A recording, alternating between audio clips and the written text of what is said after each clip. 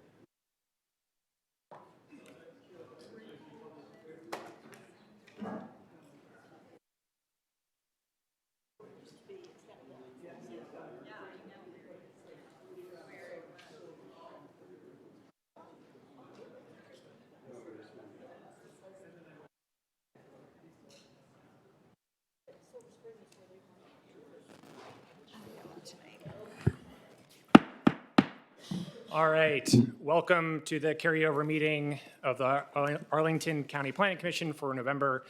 Tonight we have on our agenda all the items for the Harris Teeter site plan, and we also have our commission business as well. As we always do, if you're here to speak on tonight's agenda item, please turn in your speaker slip to Ms. Johnson if you have not done so already. Also, a reminder to folks at the dais, at the tables, to remove your cell phones from the tables as they do interfere with the microphones. So with that, Madam Clerk, can you please call the next agenda item? Our next agenda item for this evening is, is the Harris Teeter Site Plan number 13 and number 72. We have 5 parts. 3A is a rezoning, Z-2613-19-1. 3B, General Land Use Plan Amendment, GP-347-19-1. Site Plan number 72, Site Plan number 75, and Site Plan number 315-U-19-1. We have Adam Watson and Rob Gibson to present this item this evening. Good evening. Welcome. Thank you. Good evening. I'd also like to add that Walter Gonzalez is here from Parks and Recreation. He'll be making a brief presentation as well. So yes, this is the Harris Teeter project. As the clerk said, we have a number of items before us tonight. I won't run down the list again, but just jump right into the project itself. So this site is located near Ballston. It's 6.19 acres in the Buckingham Community Civic Association. It's about 1,800 feet from the Ballston Metro Station as the crow flies, and it's part of the existing site plans for both 72 and 315. And just for the record, 315 will be the development project that you're seeing presented tonight.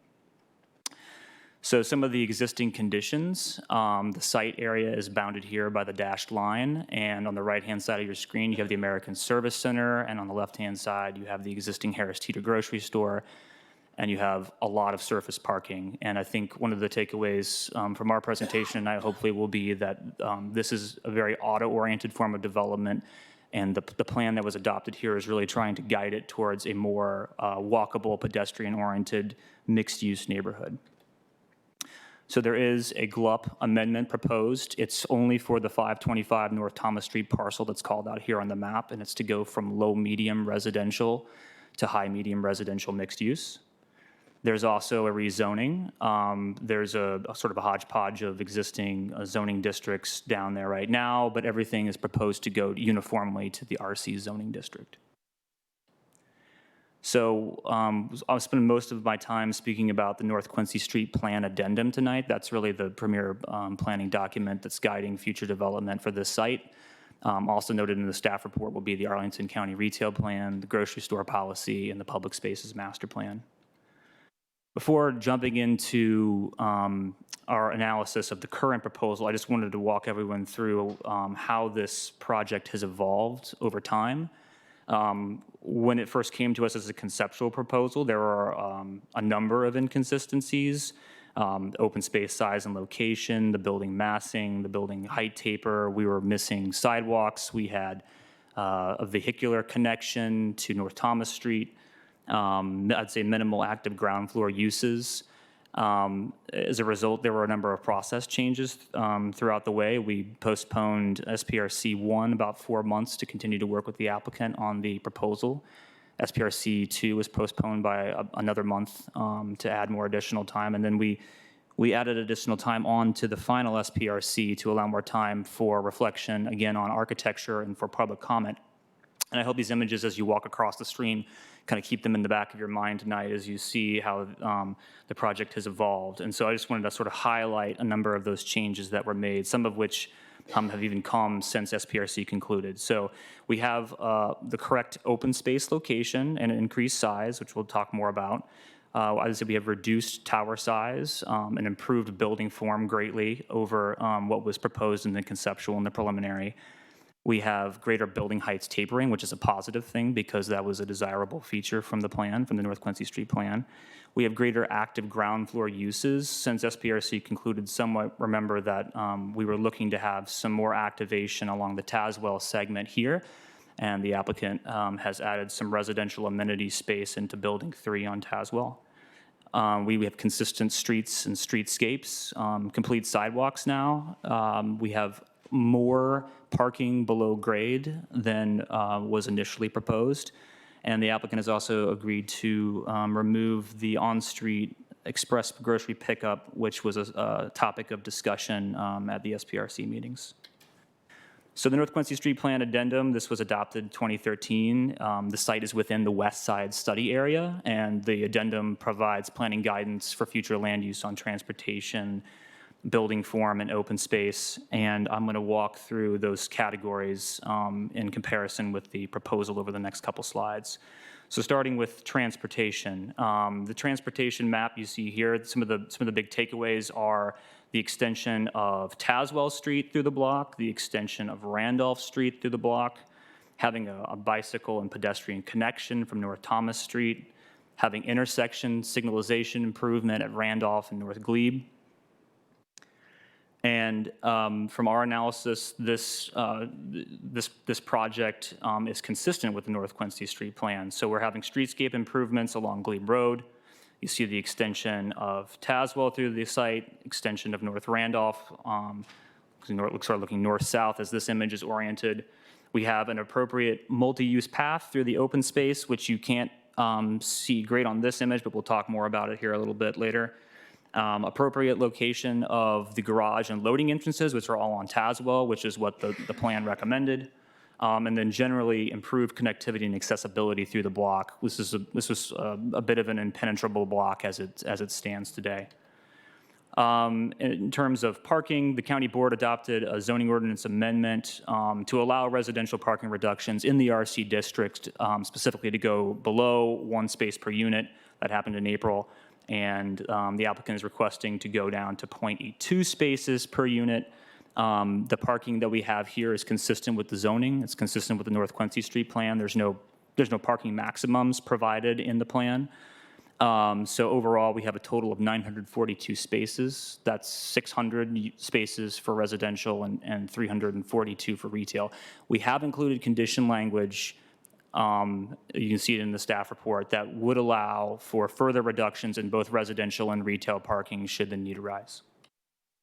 In terms of the land use concept map here, I want to point your attention to the retail frontages along Glebe and then wrapping into Randolph Street. Again, above that retail was called for office, residential, and or hotel. Same with the back portion of the site, with the exception of purely residential, closest to the Ballston Crest townhomes near Thomas Street, and a central consolidated open space with a green tail connecting down to North Thomas Street. So the proposed land uses are consistent with the North Quincy Street plan. Building 1, what I've highlighted here for you are the ground level frontages. So building 1 would be the new Harris Teeter store with residential above. And you can see you have the grocery store essentially wrapping the ground floor with the exception of the residential entrance off of Glebe. Building 2 is a purely residential building, which is consistent with the plan, and you have residential entrance nearby the park. Building number 3, again, you have another about 10,000 square feet of retail along Glebe and wrapping the corner, and then residential and residential amenity space wrapping Randolph onto Tazewell. And we think that this really achieves a well-balanced mix of land uses. Lastly, we have this proposed open space, which would be 0.63 acres, which is consistent size and placement and also has a bike ped connection through the site. In terms of land use, the North Quincy Street plan really recommended 2 land use scenarios for the west side redevelopment. One was high-medium residential mixed use, which I bolded because that is what the applicant is proposing. The other option was medium office apartment hotel. The proposed GLUP amendment is consistent with the North Quincy Street plan, so we're moving again, as it's shown over here on the map, from low-medium residential to high-medium residential mixed use. You notice that this completes essentially the west side study area of now having a uniform GLUP designation of high-medium residential mixed use. The rezoning to RC is consistent with both the GLUP and the North Quincy Street plan. If you were to look at the GLUP map, you would see RC is the corresponding zoning district for high-medium residential mixed use. So in terms of the density perspective, the RC district allows up to 3.24 FAR. That includes retail uses. The applicant is proposing 3.21, so that's under the base density for the district. I've included this density summary here, and I won't speak to it, but if we need to come back to it, I'm happy to bring it back up. The building form concept map really dictated what the heights tapering should be from North Glebe back to North Thomas Street. So it's difficult to read on this image, but what we're talking about in an RC scenario is essentially 9 stories fronting Glebe, tapering down to a maximum of 5 stories at the back of the site towards North Thomas Street. So the proposed building form is consistent with North Quincy Street Plan Addendum. I have two diagrams here that sort of show you what the tapering is. You begin on North Glebe Road at 9 stories, and then you're tapering down to about 7 stories at North Tazewell Street, and then ultimately down to 1 story on North Thomas Street. What's down below is actually the rendering that was created from the North Quincy Street Plan. This was just a hypothetical scenario. And the dark black line here was showing what the proposed recommended tapering would be in an RC scenario. And what we've added in here is the red line that shows you what the applicant's proposal is actually doing from a tapering perspective. The architectural treatment is effective in reducing the perceived building length, which was one of the criteria of the building form principles. And the distinctive feature placement is also consistent with the North Quincy Street Plan. So this diagram is just to show you, going back to where these 3 orange dots are, the distinctive features, to where we have that on the proposal. Distinctive features don't need to be architectural, they could be landscape. So on the left side of the screen, at the corner of Randolph and Glebe, you have expanded outdoor seating area for public use. At the top of Building 2 at the back, where you have the garage entrance going down, there's an arch that's now replaced a clock that was previously there. And then just above the Harris Teeter entrance, you have sort of a change in the materials and also a cantilevering of the building that adds some articulation. The other dots that we added were things that we asked them to do throughout the process to help break up and distinguish the facade. So over here, closer towards Hyde Park, we have a change in materials. We felt like this would be, even this wasn't called out in the plan, this would be a pretty prominent corner for folks approaching, heading northbound on Glebe Road. And then on Building 1, really distinguishing that residential tower, because this is a very long facade. So breaking that up and adding some verticality there, and adding in this arch feature. So with that, I would like to turn it over to my colleague, Walter Gonzalez. Sure. I'll provide a brief overview of the public space design and public engagement, and the applicant will provide a more detailed description of the public space components. The following county adopted plans were used as guidance in design of this public space, and the public spaces master plan adopted by the county in 2019 and the North Quincy Street Plan Addendum adopted by the county in 2013. These 2 planning documents laid the foundation for the implementation of designing this public space on this site.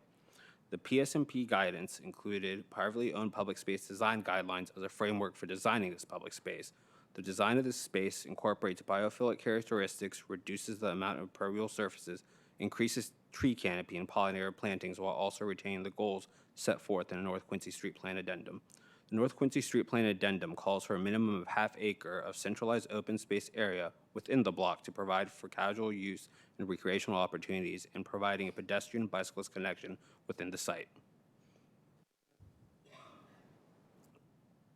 Based on specific guidance from the North Quincy Street Plan Addendum to initiate a county-led public space design process, staff from the Department of Parks and Recreation helped facilitate a separate public engagement process in conjunction with the 3 site plan review committee meetings for the public space design with the applicant's landscape architect, Parker Rodriguez Incorporated.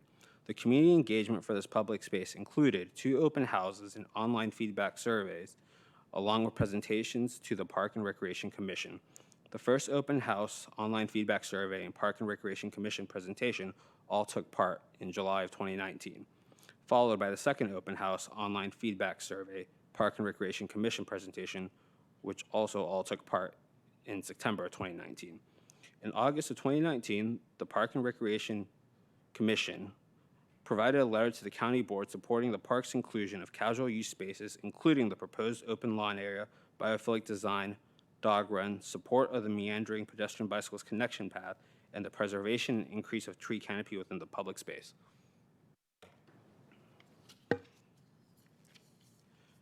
At the first open house and online survey, 2 preliminary concept designs were presented to the community as a way to gauge interest in the park amenities and features. Both preliminary concepts feature the following: an entrance plaza, multi-use lawn, site connector walkway, seating nodes, interactive play structure, active recreational use dog run and fitness station, and neighborhood arrival plaza on North Thomas Street. Some of the feedback received during the preliminary concepts included decreasing overall impervious surfaces, expansion of vegetative areas and tree canopy, and reduction of similar park features that can be found in nearby parks. There is both support and concern over the integration of a dog run, and the applicant and staff carefully considered the best ways to integrate it within the park. Based on the feedback we received from the community and additional analysis, the final concept design was presented to the community in September. The final concept featured a smaller flexible plaza footprint, a meandering central walkway, elevated boardwalk to preserve existing trees, a small multi-use lawn, an enclosed dog run, and expanded areas for native and habitat-supporting plant species, the result of a 40% decrease in the hardscape at the arrival areas. The final refinements of the final concept take design modification another step by realigning the central walkway away from existing trees and decreasing the overall width of the path to 10 feet, increasing tree canopy, and proposing the applicant look at providing additional vegetation and sound buffering options between the dog run and adjacent neighbors. Overall, this privately owned and maintained public space provides a balanced approach to addressing community concerns and meeting goals identified in the county board adopted plans that call for providing opportunities for casual uses, pollinator habitats, increased tree canopy, dog run, and providing recreational opportunities. The new park will create a vibrant and welcoming public space which will benefit the surrounding area and the county's public space system as a whole.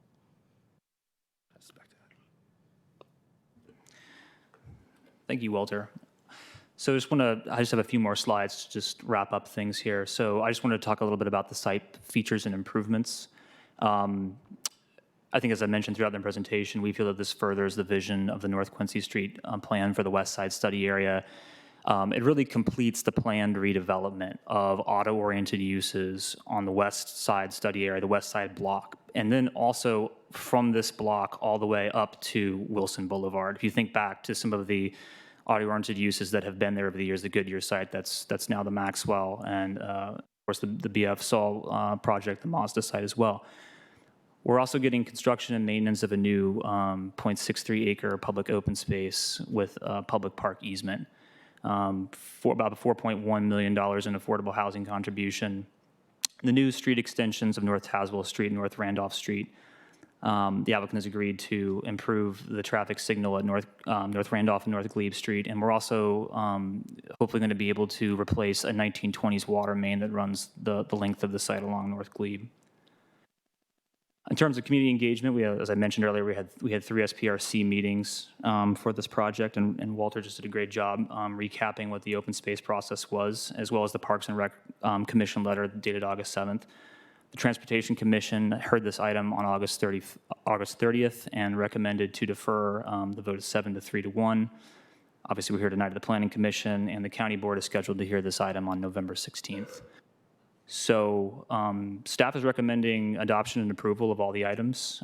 We think that this furthers the goals of the North Quincy Street Plan, allows an established business to redevelop in the neighborhood, reinforces that desired transition and heightened density between Ballston and the lower density residential neighborhoods, creates new street and multi-use path connections that improve the circulation and permeability through the block, obviously creates a new open space, and then achieves the balanced mix of uses that will hopefully create a vibrant neighborhood. And that concludes our presentation. Thank you. Thank you for staff's presentation. Now turn to the applicant, Mr. Pritchard. Yep. Hi, Evan Pritchard with Venable. Happy to be here tonight. We have representatives from the full team listed there, as staff did a great job of laying out. It's been a long road to get here, and the first thing I want to do is thank staff, members of the community, and many of you participated actively in the SPRC process. We're very proud of where we've landed, and definitely believe this is an example of a project that has really come out of the SPRC process a lot stronger than it was going in.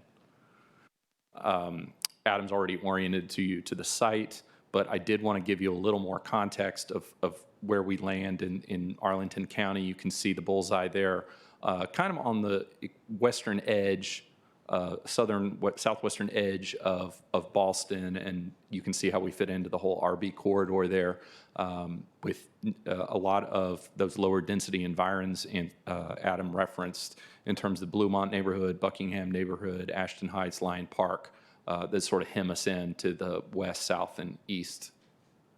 And you're all probably familiar with the site. The store is just under 48,000 square feet today, about 183 spaces that serve the existing store, and a loading dock oriented over on the eastern side of the property that's open air on one side for loading purposes. And then to the west of the Harris Teeter, the used car component of the American Service Center. And finally, the site consists of the single-family lot that we have under contract that fronts on Thomas Street. Quickly, some existing site conditions. There's the loading dock. There you can see the surface parking, all the impervious cover that's there today on the upper right. Bottom left, more of the parking lot. Hyde Park in the background.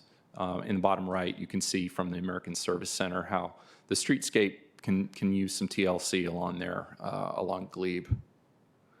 And just around the site, from Glebe, moving left to right from the top, you can see the back of the Maxwell and the entrance of the Carlin garage, the existing single-family home on Thomas Street, the first part of Tazewell extended there behind the Maxwell, the Ballston Crest Townhomes, bottom left, the existing portion of Tazewell as it leaves the site, which is one way going to the west towards the rest of Ballston.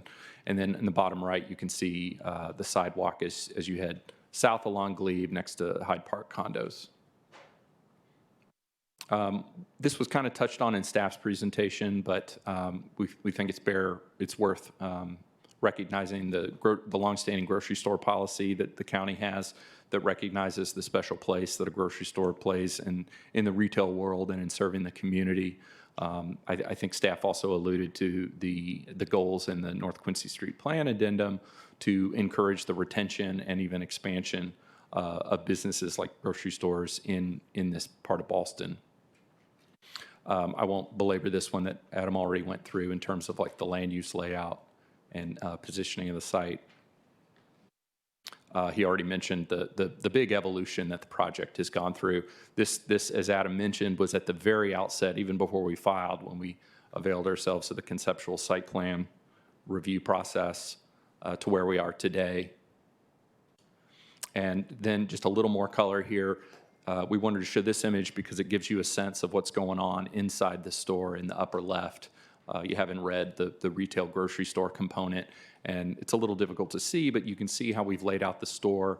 There are registers oriented towards the pedestrian entrance that we've added there at the corner of Randolph and Glebe.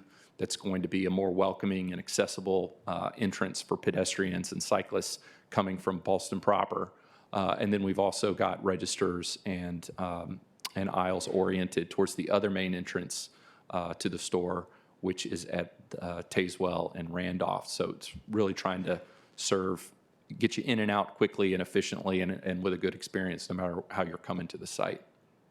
And then also on this slide, you see in Building 3 in pink there, the additional approximately 10,000 square feet of retail that we're going to have fronting on Glebe Road.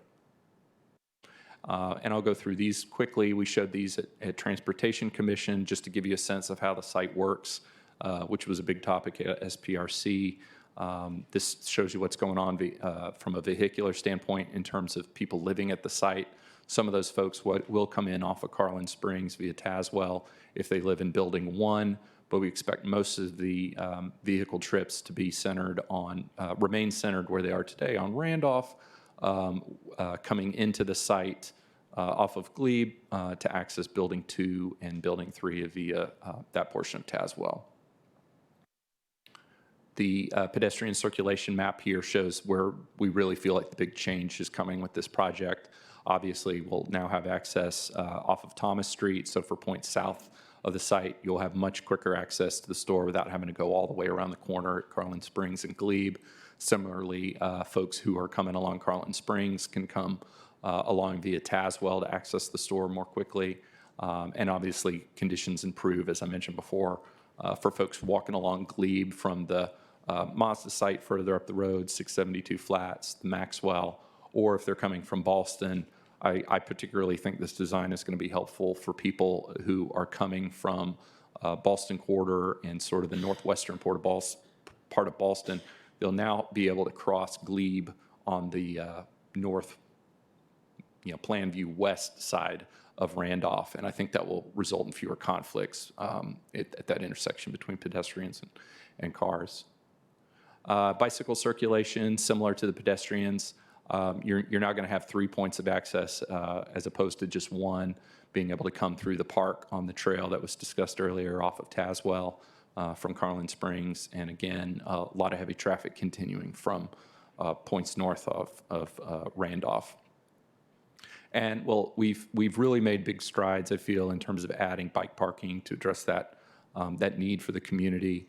We're going to have 14 covered bike spaces for shoppers, an additional 8 spaces meant to accommodate larger cargo bikes for the big haul grocery shoppers coming to buy bike, in addition to 40 spaces that are going to be uncovered out on the site, as well as a repair station in case you get a flat if you buy too many groceries. Residential long-term bike parking, 32 spaces in Building 2, an additional 24 spaces in Building 3. And if there's a lot of Capital Bike Share stations proximate to this site, but if they're interested in having another location, we've identified 2 potential areas on this site, both on Glebe, labeled in pink there, and another one on Tazewell, adjacent to Building 3. Loading is going to be served on through each building. We've got the Harris Teeter loading and residential loading for Building 1 in that building, and then separate residential loading and retail loading for Buildings 2 and 3, respectively. Now I'm going to hand it over to Jan Makovnik.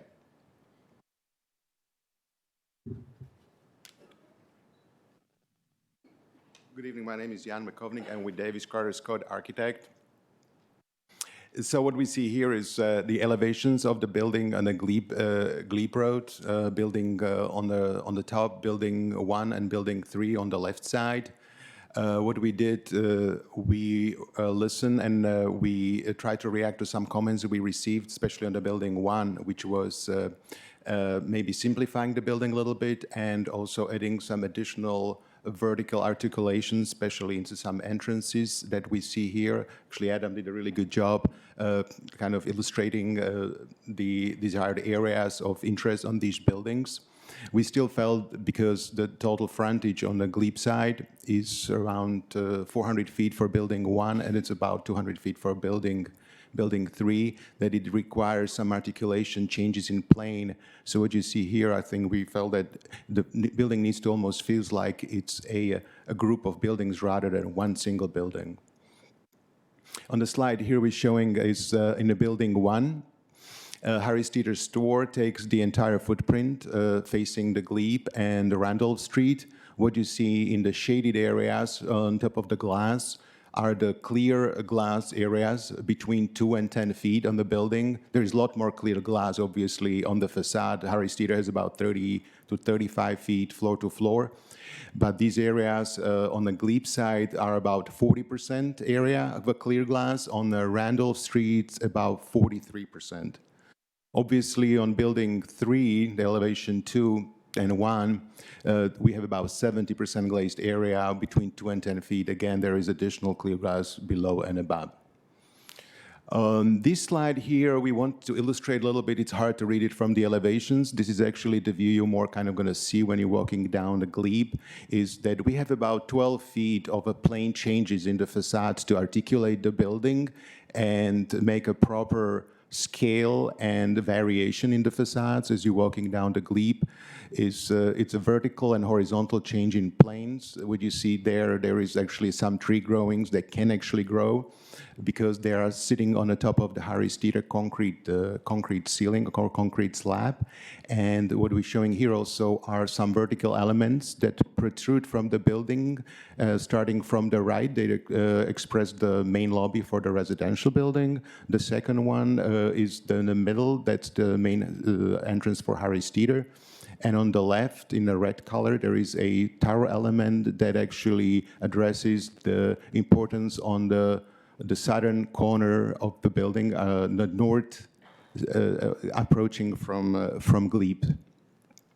On this facade, aerial view, you can see the whole project with a central Randall Street that is actually widened at the beginning with the public space on the left and a clear termination at the end of Randall Street and Building 2, and then a ground floor C. Harris Teeter entrance.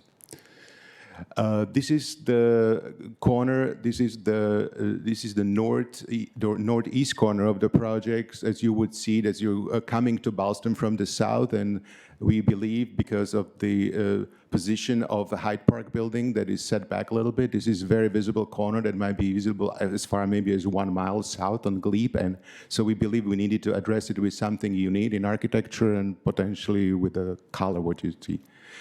This is, we're coming into the project now. This is the entrance on the Randall Street and the public area, public plaza. We see this more as an urban, busy place that can relate and connect the project with the Glebe, and also can provide a seating area for public, for Harris Teeter customers, for the customers of the retail on the left.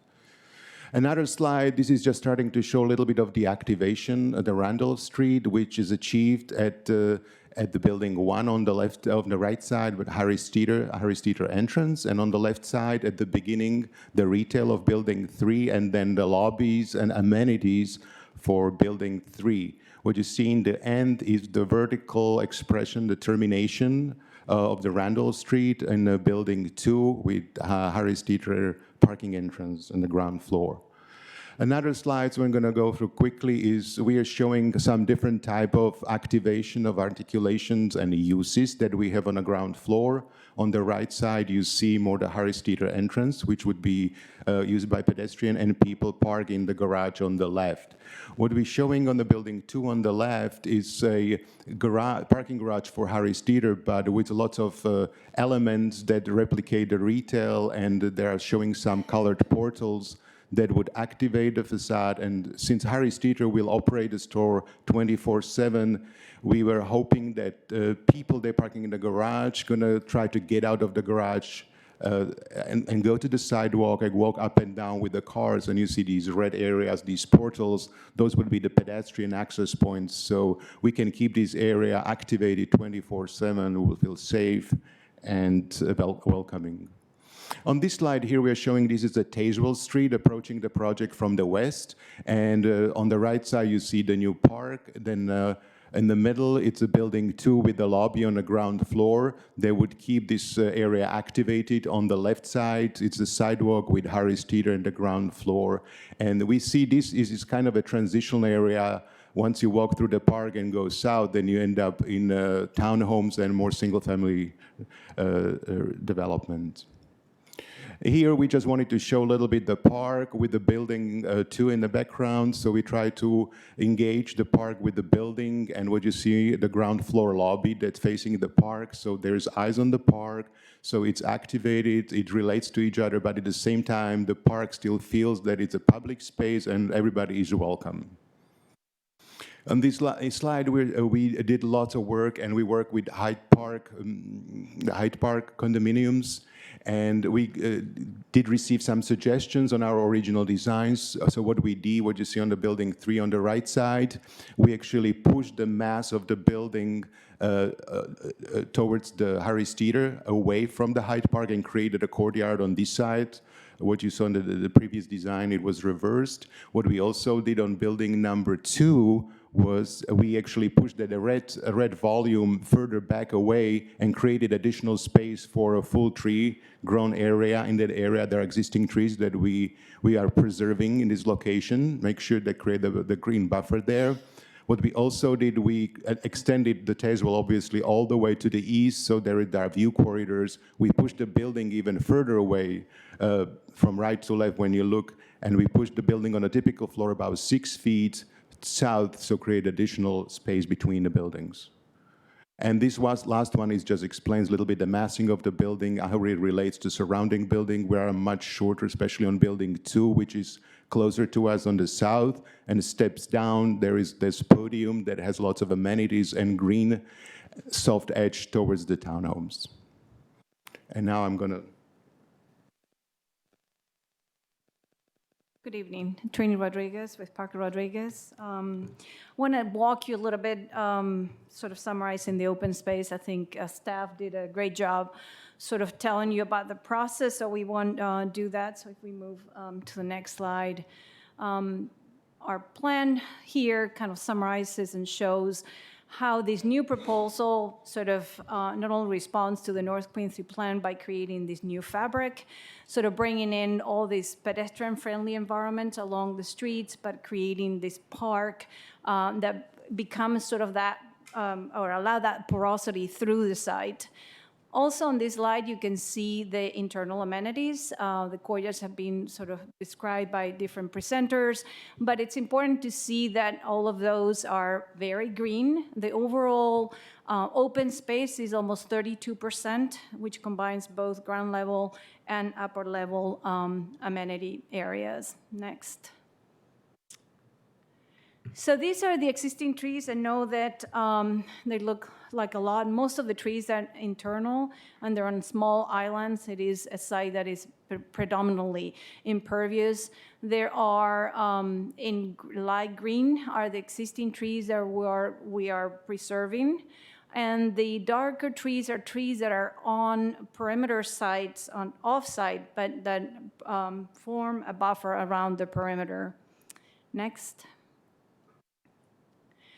So here, I think I wanted to sort of highlight a couple of things. So we are removing 105 trees. Out of that, we're required to replace 114, and we're planting 200 new trees, which are highlighted on this new graphic. I wanted to highlight there that the number 145 for replacement is that some of those trees, to replace one larger tree, there is a value that required larger number of trees, so that's where that number comes from. But you can see here there is a large effort to bring in a large number of new trees onto the site. And we created, one thing that I think is important to highlight that hasn't been clearly stated is that this park is on real ground, so the trees will have the ability to grow like very large mature trees. And then on all of our courtyards, we're creating healthy soil volumes for all of our trees, and the same on our streetscape. Next. Staff describe the process, but I want to tell you that the one thing that we've really worked very hard on is creating a space that is very lush and very green. Our planting strategy is one of a layer planting with an emphasis on natives, an emphasis on pollinators, an emphasis of creating a new habitat for wildlife. It is very lush, as you can see. We spend a lot of time with staff and with the neighbors just to make sure that we did preserve the two large existing trees, so we're creating more of an elevated deck that goes through there, creating environments for people to stay, to inhabit, as well as a small dog run, about 2,000 square feet on the side, and a very small lawn. I think I also wanted to highlight that overall our impervious surface on this side between impervious pavement and green is about 93%. Next. I just want to go very, very quickly about these images. Yeah. Since we're running out of time, we just got a couple more slides. We're just going to show you the transformation, but I think we've made that clear. You've heard about the community benefits from Adam. The store features, just very briefly, this is going to be a flagship store. It's going to have a lot of features that aren't there today, full-service Starbucks, a lot of food bars that aren't there today, an actual in-bar wine bar upstairs where you can get a glass of wine or enjoy a glass of beer, eat outside, patio seating. And anyway, we're really proud of the project, and we're happy to answer any questions you have. Thank you. Thank you, Mr. Pritchard and Ms. Rodriguez, for your presentation, and appreciate you getting through all those slides. And I know it's not always easy, so I appreciate you doing that. We're now going to turn to public comment. Madam Clerk, how many speakers do we have? We have 12 speakers this evening. Great. So as Ms. Johnson calls your name, please come up to the podium. And if the person who's called behind you, if that individual could come up and sit behind our staff here, that would make things more efficient. Ready? Yep, Madam Clerk, can you please call the first two names? Our first two speakers are Stephanie Walker, followed by Lori McManus.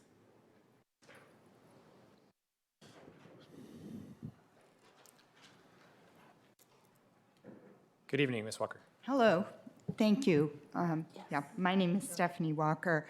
I just wanted to say I am not against the redevelopment of this site. I think the enlarged grocery store represents a real asset to the neighborhood, and I appreciate the efforts the staff and the developers have made to react to, residents' comments or neighbors' comments. However, the current plan for the entire site is still less than satisfactory. And I would say we need a better plan. And with just a few more adjustments, it could be just that. I want to talk about the trees. As was mentioned, over 100 mature boundary trees along the south and west edges of the site are slated for removal. I may have not understood the final adjustments that were made here, but as far as I could tell, these boundary trees are endangered because buildings number 2 and number 3, including their corresponding underground parking spaces, go so very close to the border of the site and would therefore damage the boundary trees' root systems. So reducing the building footprint by just a few feet and eliminating underground parking along these boundaries would likely save these trees and give them more space. Something that was not mentioned at all was greening the roofs of these huge buildings. I suggest plantings, as was done at 672 Flats on Glebe Road. The traffic and pedestrians. The increased vehicular traffic to the store and residential units will make the bottleneck at the intersections of Carlin Springs Road with Tazewell and Glebe exponentially worse, especially during rush hour. It's already pretty bad. And I'm concerned about the safety of pedestrians and drivers. The Randolph Street extension is really a speedway to enter and exit the Harris Teeter shopping garage, which creates another very busy traffic area.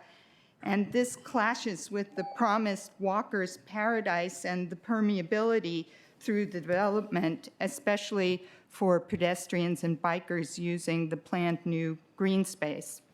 So reduce parking, put it underground to increase pedestrian, bicycle, and safety use.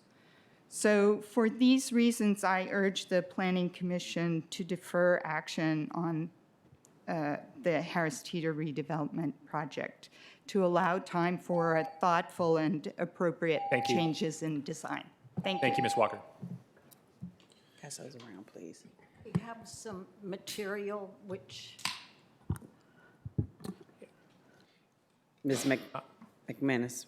Yes. Ms. McManus, before you start, there is a button to your right which lowers the podium. To your right on the podium. I'm fine as long as you can hear me, that's Absolutely. all. Okay. Has the material all? Good. I'm Lori McManus, and I'm a resident of Hyde Park, and I urge you to defer action on the current Harris Teeter plan. I'm here particularly to talk about the trees, although the developers have said tonight that they were going to preserve some trees that their plan shows they aren't intending to preserve. So I'm going to go ahead and talk on the basis of what the plan shows rather than what they've represented tonight. There are 8 trees, basswood trees, that border the Hyde Park Plaza. The plaza is a park on the rooftop of our garage, and we use it in the summertime for picnics, for cookouts, for outdoor movies, for concerts. And there are 8 basswood trees that are 30 to 35 feet tall with an average caliber of 10 inches that are in good condition, that the final plan that the developers submitted show these trees being cut down. This will really interfere with our quiet enjoyment of our park. There are also a number of trees on the back of the development that are also of good 10-inch caliber trees, most of them in very good condition, that will also be cut down to make way for the Building 2 parking garage. It is my understanding that the overall development has about 400 more parking spaces than the county guidelines recommend. So if these footprints of the underground garage in Building 2 is narrowed and reduced, all of these trees could be saved rather than earmarked for destruction. And I hope the plan will be adjusted so that it's less car-centric and more tree-friendly. Thank you. Thank you very much. Daniel Bluestone is followed by Barbara Smith. Good evening, Mr. Bluestone.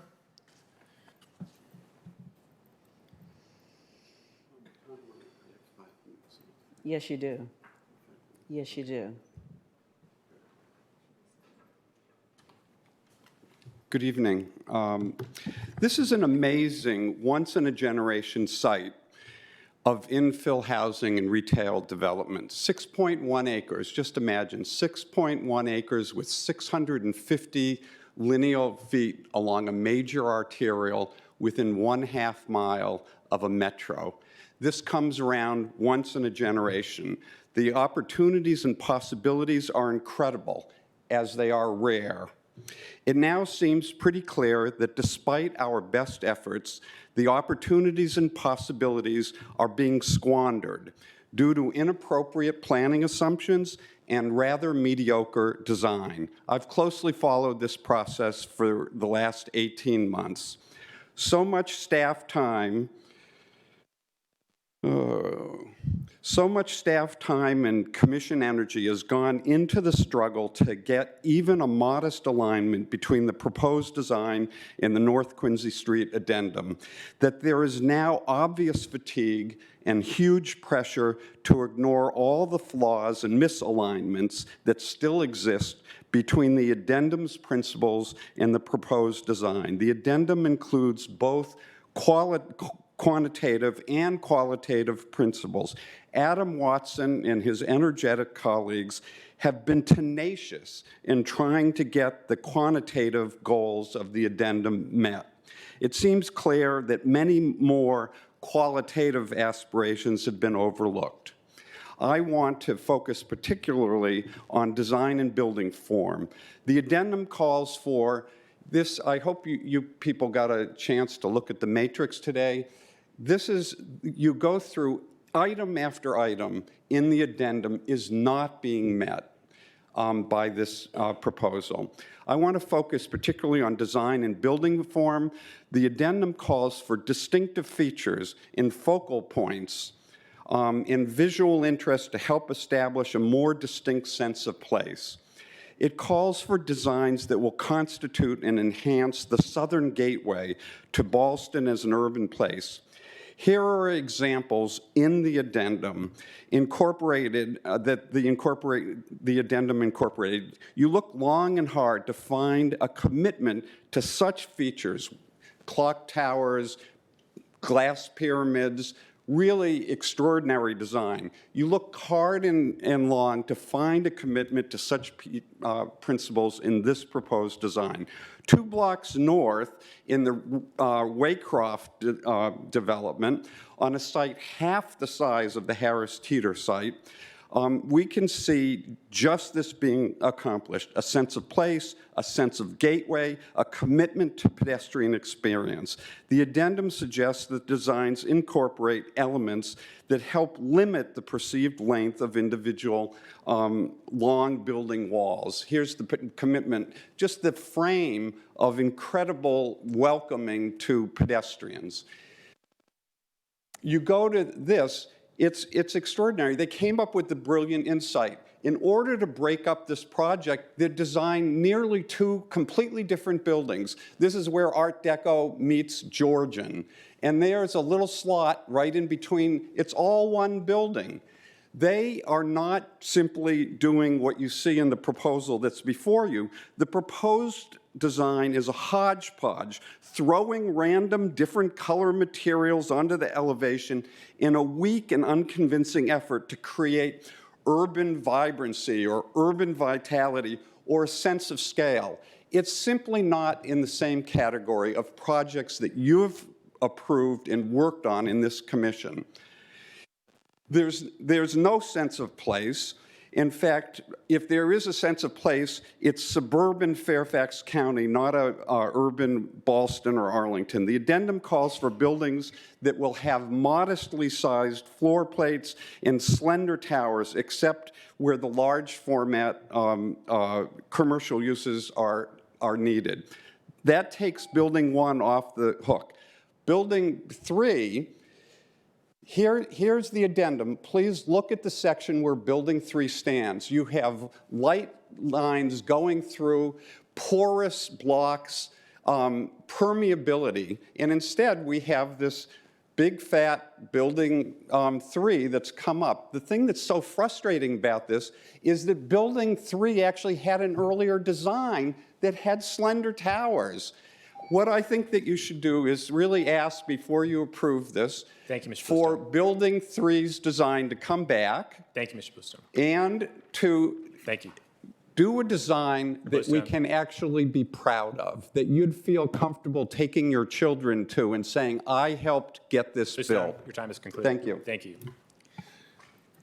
Our next speaker is Barbara Smith, followed by Tony Taylor. Good evening, Ms. Smith. Good evening. Can you hear me? Okay. Yes. I want to speak as a neighborhood pedestrian, an urban walker. I'm someone who happily walks to and from the Ballston Metro Station from this site so close to it, and I assume that many of the people, the new neighbors I will get next door, will also be walking to and from and not so much need cars. It's a very easy commute. In addition to walking to get to the metro station, though, I walk as part of my life. Obviously, to go to appointments, to do my daily shopping, for exercise, to run into my friends, to meet new people with their dogs and especially their babies, to have all kinds of social encounters for the joy of it. This is why I live in Ballston and not Fairfax. Okay, that's why I moved here. This defines for me a good life. It defines for me a civic life, especially in an era when we are absolutely obligated to push ourselves away from our dependence on cars. There's a program for pedestrians, and that program is recognized by the addendum in a number of ways. And that includes such things as safety, something with which wide sidewalks is only the beginning of, separate places for bikes, for scooters, and for whatever the next form of transportation would be, should be built in. wide sidewalks for people to go on wheelchairs, in their walkers, in their with baby strollers. I expect to be on there with my wheelchair when I'm not on there walking as I am today. I also want there to be choice. When I come back from the metro station, I'm really excited. I really like it. There's a chance to, if I'm in a linear mood, I go up Ballston Exchange. If I want to go on a curve, I can take off to my left. Either way, there's great landscape, there's plantings, there's retail, there's fills, there's cava, there's dirt, there's stuff to do, there's people with their dogs and their babies. There's a reason to go there. There are large plantings in those areas. These are places that make me happy to live in Ballston. I want variety, people, landscape, and trees for oxygen. I welcome people moving in because, as you can see, it isn't a walking area now, this site, but it could be, it will be. Unfortunately, it isn't yet. I'd like you to defer so that I have time and others have time to work to bring these changes. We've talked about how the designers and planners have been happy to make changes. Let's make a few more. Let's find a way to get into this site. The size of those footprints of the building mean there's no way in. Why not an entryway between Building 3 and the Hyde Park? Why not get me to come in? Even coming up Randolph, why do I want to go to a parking garage entrance up there? Why do I want to walk by lobbies? Where's the exciting retail of different sorts? I won't even walk at all along Tazewell. There's nothing there. Please reconsider and give us a little more time to make this a walker's space. Thank you. Tony Taylor is followed by Cynthia Long. Good evening, Mr. Taylor. Hi, sir. I'm Tony Taylor. I won't belabor this. You're going to just hear from me much of what you've heard before.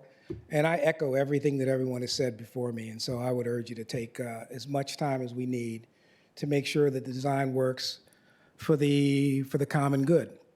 I spent a large part of my first career, my early career, as a military officer. So I had an opportunity to build large-scale projects like this, communications facilities. And one of the things that I took away from that is we spent a lot of time urging our planners and our designers to build in a way that's cost-efficient and on schedule. And I think that the applicant and their design team did that in a way that suits the bottom line very well. But I reflect on a project that I was lead on where I ended up with a scolding. And that scolding came from the people who lived there before we put in the design. We were going to infringe on the 1607 Jamestown Exposition with what we felt was a very good project, on scale, on time, on cost, or actually under budget. And at the end, we realized, because we heard from the folks who lived in that community, that we'd done a great job planning to make the project work, but not a good enough job planning to realize that people have to live there while we're building it, and people have to live there while we're cleaning up, and people have to live there when we leave. And those people who have grown accustomed to certain accommodations should be taken into account when all of this happens. And so I'd urge you to do that. Not a scolding, not scolding anyone, but we ended up planting a very small forest to mitigate that, to make that place sightly. So just think about 2 a.m. in the morning when an 18-wheeler rolls in. I'm desensitized to gunshots, but I'm not desensitized to loud rumbles and booms. And a lot of folks are going to hear those trucks idling for long periods of time and brakes screeching. I'm also a bike rider and a pedestrian, and I love riding my bike. I love Mercedes-Benz. I'm a Mercedes-Benz owner. I love Harris Teeter. If you see my girth, you'll know I spent a lot of time in there buying ice cream. So I'm very for the project, but just please consider what you've heard here. Thank you. Thank you, Mr. Taylor. Cynthia Long is followed by Melissa Pollock. Good evening, Ms. Long. Hi, I'm Cynthia Long. I've lived here since the 1960s. My parents brought me, they actually bought a house in Ballston before the subway was built. And it's been so exciting to see Arlington grow. I'm a resident here. I'm a teacher here. I worked in Barrett, which is very close by, Hyde Park, We moved from 22207 to 22203 so that we could get rid of our cars, we could downsize, we could walk to the metro, my son can walk to Washington and Lee. I want this project to work. And what I love about Arlington is the county board, is that you do take time to reflect. This can be greatness. I look back at a time when we had Parkington, when we had a golf course. Do you remember the little golf course we had where the Jefferson was? And it hurt me when it left, but the development in Boston has been beautiful. And it is becoming more pedestrian friendly. And I think we can do a great job. I just don't think we need to rush into it. It's a large space. There's a lot of people. We can make a great impact, but I think we need to take time and really reflect on the project. Thank you. Go Arlington. Thank you, Ms. Long. Melissa Pollock is followed by Benjamin Sherman. Good evening. Hi, I'm Melissa Pollock. I've lived in Hyde Park since 1995. I'd like to talk about a couple of common sense issues, and I always begin with something that I think Oscar Wilde said, which is that the problem with common sense is that it's not very common. First of all, when I moved into Hyde Park in 1995, the plan was that intense development would be limited to 1/4 of a mile from the subway station. With the addendum that passed in 2013, Arlington violated that. And I actually think that the original plan was the right one. When I moved into Hyde Park, I expected townhouses to go in that area. And frankly, that's what should go in that area. It's what should have gone in that area, not intense high-rise development. My second issue has to do with where is the traffic study?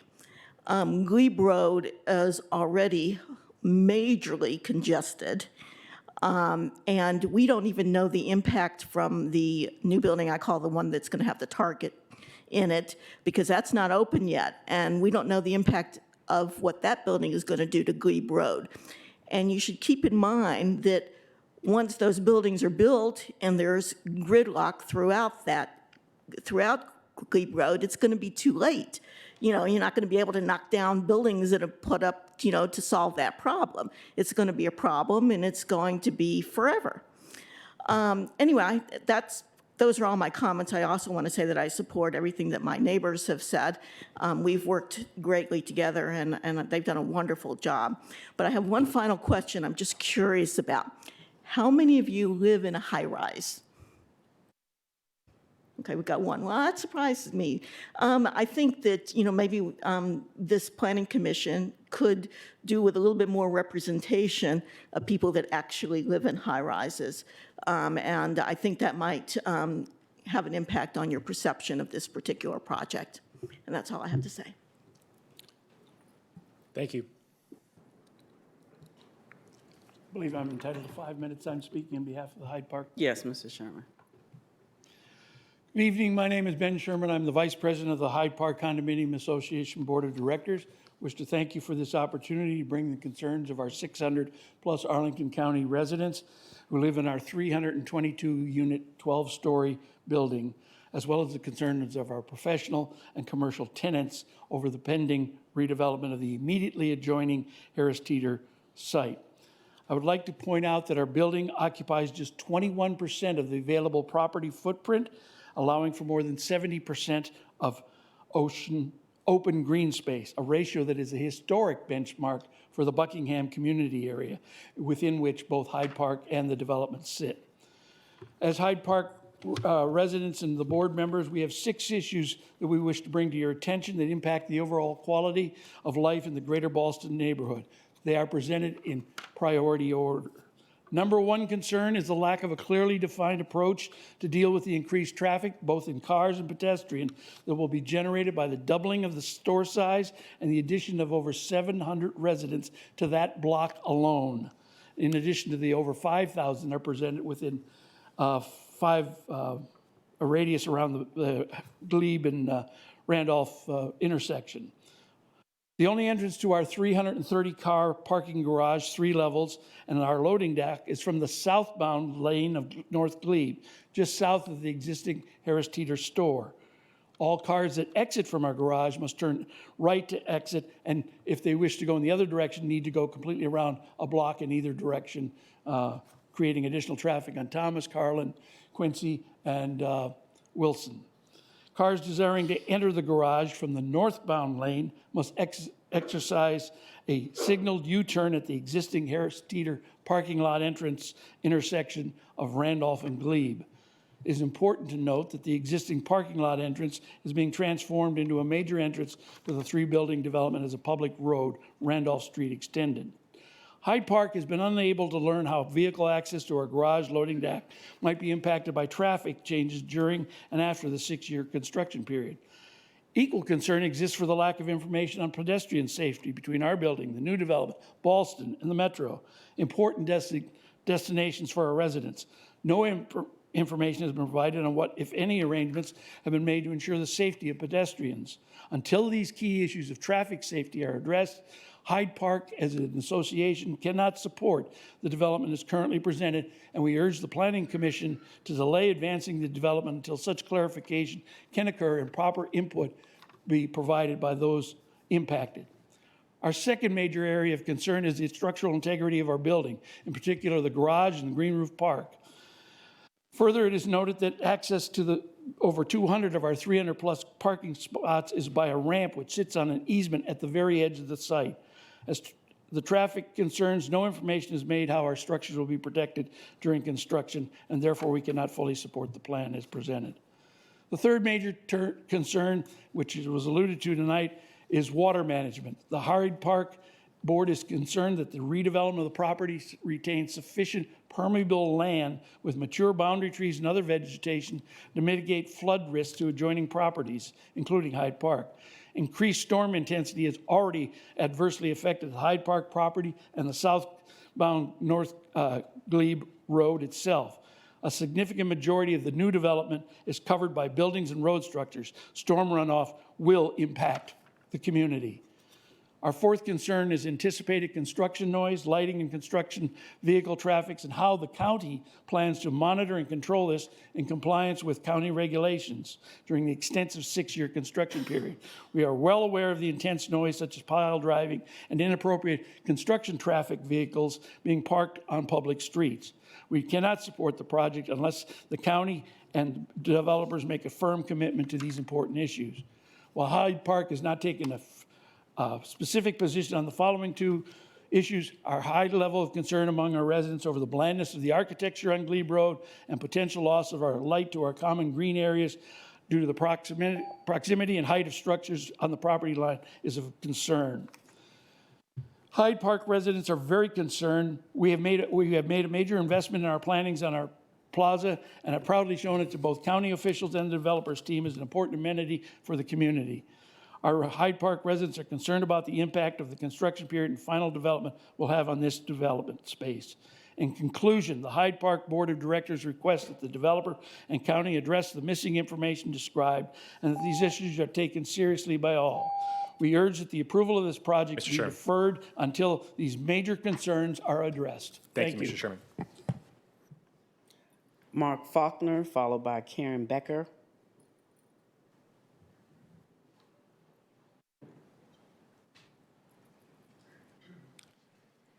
Good evening, Mr. Faulkner. Good evening. Thank you, everybody. I just crossed through a lot of my stuff, so I'm not repeating what other people's already said. Save a little time. My name is Mark Falcone. I'm a resident of Hyde Park condominium since 1986. I participated in the planning process and development of the North Quincy Street Plan Addendum with Tom Flournoy, also a Hyde Park resident. You received an email from him late this afternoon.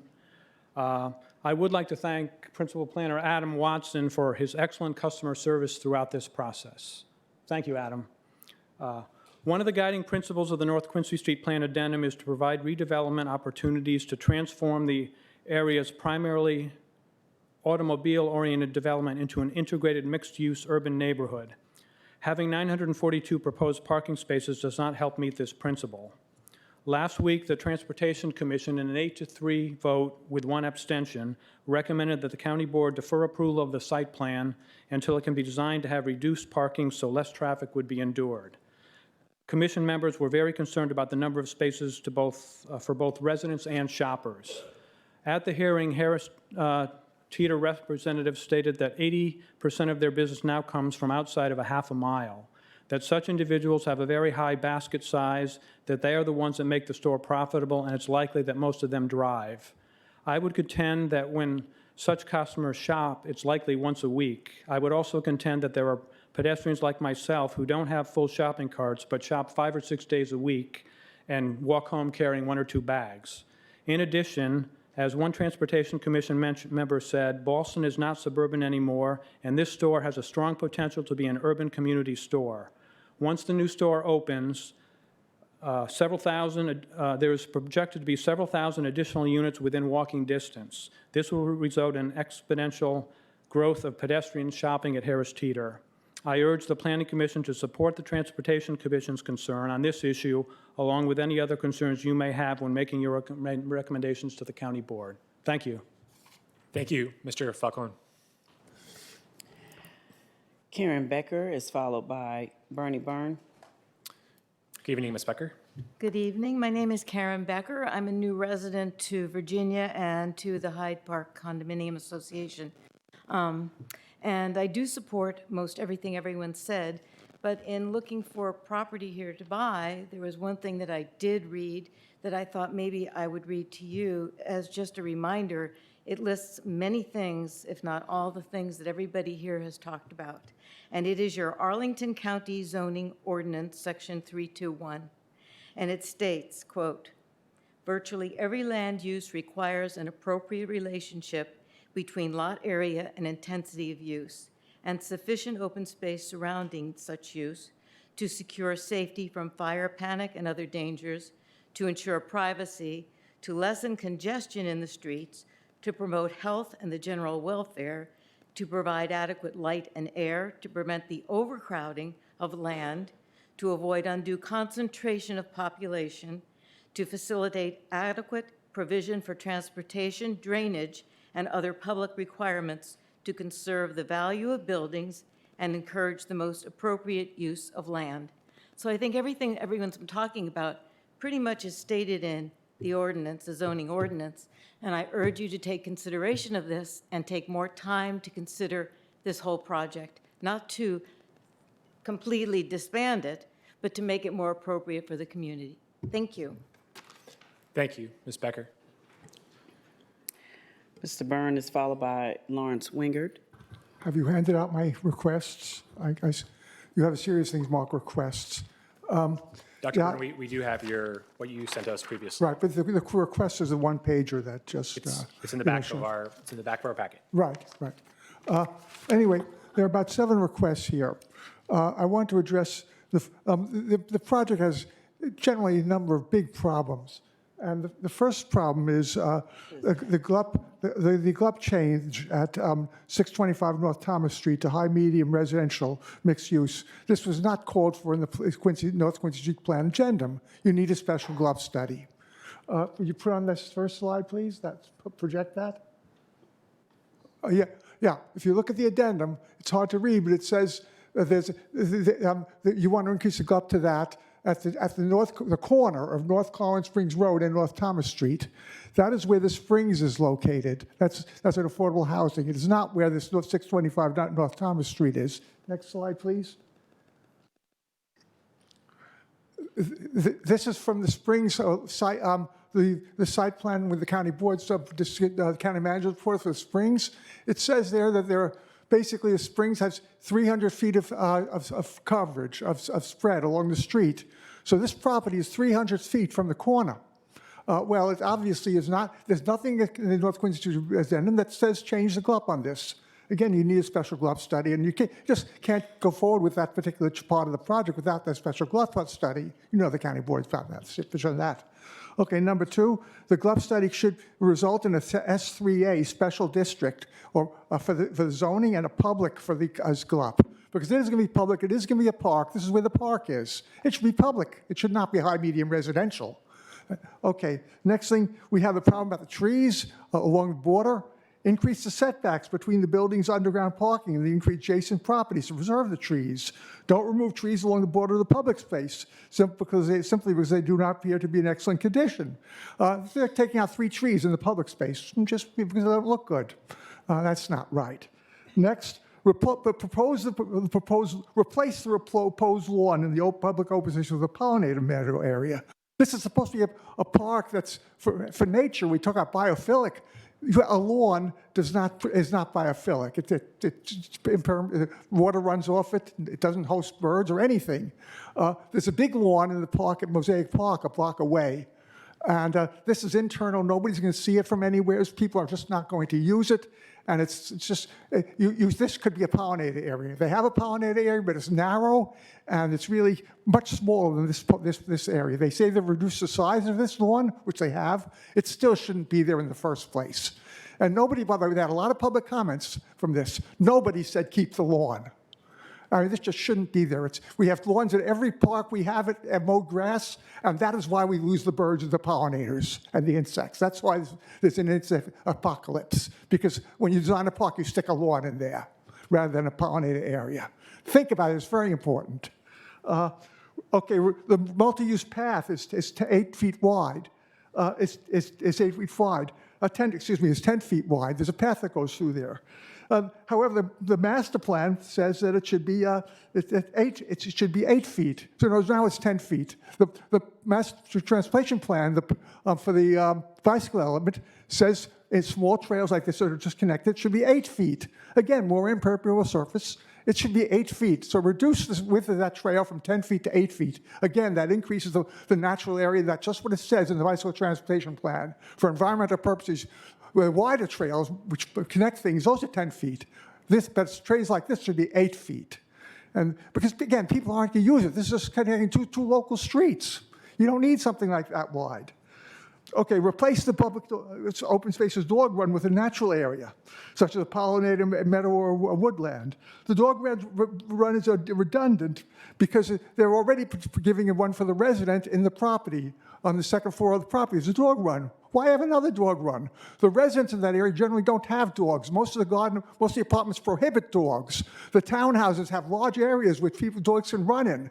People in that area don't need a dog run. And the dog run will create noise, especially for the building adjacent to it, which is an existing building, which I happen to live in. And the people who are facing that, they are going to hear those dogs. Okay, the last thing is replace the paved entrance plaza with a natural feature. There's no reason for this. There's plenty of plazas within that site. If you look at the site plan, there's about 2 or 3 of them. You don't need another plaza, just more impermeable surface, more pavement. Again, just replace something natural like an arbor or something with it could be an arbor, it can be some trees, but that plaza that's right next to Tazewell Street. Again, I've been saying this all through the whole process. Get rid of that plaza. It is still there. Thank you, Dr. Byrne. Our last speaker is Mr. Lawrence Wingard.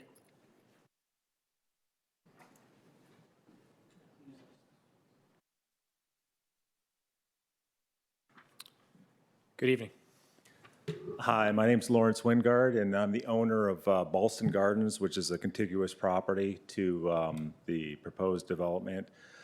I was involved in the GLUP. You go way back to I think it was 2012 when we went through this. And really, you look at when we went through that process back in 2012, there were 3 parcels within this super block that were to be developed.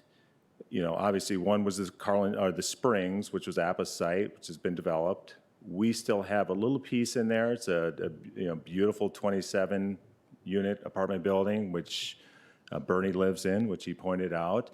And then obviously a 6-acre piece right in the middle. A huge critical mass. I mean, this really is a huge component within this super block. Very important part of everything that we've talked about to this date.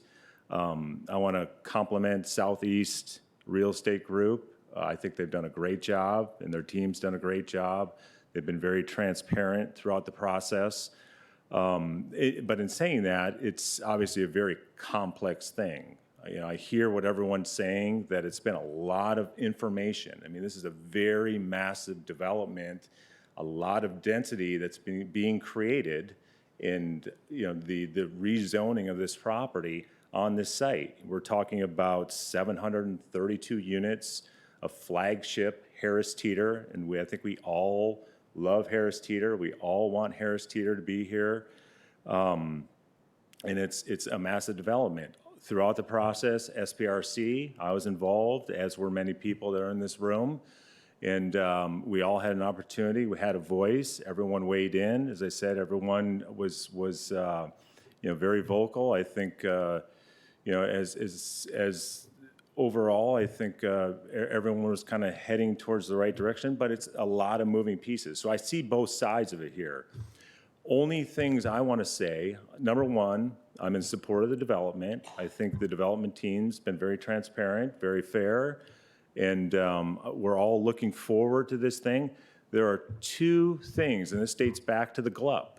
There's two things that were amenities to our super block, to Ballston, a 6-acre piece. I don't think we have any other 6-acre pieces in Arlington. It's Harris Teeter is the #1 piece. They are claiming that they're bringing a flagship store, and I think we're all in agreement. The other amenity was the park, okay? Two things I want to make sure that's very clear with the park, that's very unclear with the timeline. We're talking about a project that's probably going to last 5 or 6 years. It's 3 phases. I want a surety that the park is going to be built. I think we've talked about that in the SPRC. Want to make sure that that park is built. I also want to make sure during phase 1, when phase 1 is complete, that there's access from North Thomas to Harris Teeter, that #1 amenity. The second amenity being the park, I try to be involved. I'm one voice, property owner on the property. We've got a dog park that's involved there. I'm a dog lover. I have a dog. I'm a father of 2 children. We have a dog park, or we could have had a playground. Which one would I personally rather have? I said I'd rather see my children play in that 2,000 square foot run than dogs running in that area. I don't feel like that public process was fair, and it was very hard to weigh in and weigh in on that. I'm not quite sure how that happened. It's a 0.6 acre park. I see it as a beautiful opportunity to create a pathway, a pedestrian path through this space. One example, I had an opportunity to go to Hyde Park. I was invited to Hyde Park to see their little terrace on the back part. I don't know if everyone's been blessed with that opportunity to be there, but that was a gorgeous green space, walk path, and I'd like to see something like that in that open space. But thank you for your time. Thank you for everything you guys do. Thank you, Mr. Wingard. Was that our last speaker, Madam Clerk? Okay, we will now go to commissions. For any commissions that are with us, Mr. Ross, Park and Recreation.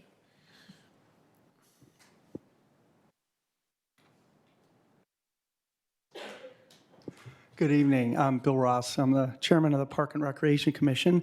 And as you know, we wrote a letter in August, and we're generally supportive of the open space aspects of the project. I just wanted to follow up on a couple of things. We look forward to the 0.625 acre open space, and the plan features developed with the public process and the interaction with the neighboring community. The open space is fairly small, but I think it's generally got a good design, and it should create a park and not just a thoroughfare, through this block, which I think is important. We really appreciate the neighborhoods, the creative input received from the neighbors, and also the flexibility of the landscape design in terms of looking at the park. We think there's some good urban design and biophilic design principles there. On the dog run, it's going to be an important precedent for how we're creating these in Arlington. And we've heard some of the concerns, and I think those are legitimate concerns, of things to be thinking about. And I hope that we can be flexible in the operation and dealing with any problems that may arise when we end up building this. One thing that, and I also appreciative of it was just alluded to, appreciate the planned phasing for this park. And I'm not sure if my experience, I've seen an explicit statement or commitment to produce the open space before the rest of a major project was done. And I just hope, just reflecting comments Mr. Weingard made, that I hope it will be done as discussed or promised. And one thing that I was hoping you might ask for clarification is the terms of access to the park, such as the hours, what we're thinking about here, and the lighting in the park there. I think in the site plan condition it talked about the public space would be operated according to the rules and regulations of DPR, and I'm wondering what that means. And the reason is if it's to serve part of its purpose, it should be open, accessible, and easily used by the neighbors. And so if Harris Teeter is going to be open for 24 hours, or what if it's going to be open, this park, and because of its circulatory benefits, should be open for, I would think, a good portion of that. Now, last thing I'd really say is we at PRC really do lament the loss of a large number of trees on the periphery of this project. And for example, those at Hyde Park and the ones back of Thomas Street. And we understood that on the previous site plan process, part of the, I guess we call the site mitigation now, was to produce or plant those trees. And we have the row of the basswoods that were referred to bordering Hyde Park. And now, obviously, the current project has much more of a negative impact than the Harris Teeter project ever did. And yet we're removing those mitigating steps that we took in the past. And so I just hope as you're thinking about or talking about it as we move forward, even on other projects, we always seriously keep in mind what's happening if we've got a previous site plan and we've got things that were supposedly benefiting the neighborhood, for example, in the community, that okay, now we're taking those away and making things maybe worse than they were before. Thank you very much. Thank you, Mr. Russ. Are there any other commissions here this evening? Okay. And now I'd like to turn to Commissioner Lentelme for a Transportation Commission report. Thank you. This was heard at the Transportation Commission meeting on October 30th. That was last Wednesday night.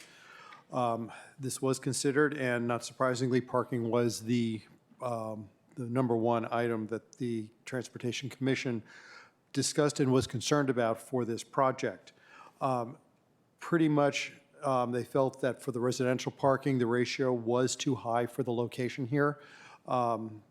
Roughly, it's under 0.9, between 0.8 and 0.9. They felt that that simply is not in line with what other projects we've been approving. The amount of retail parking was also questioned.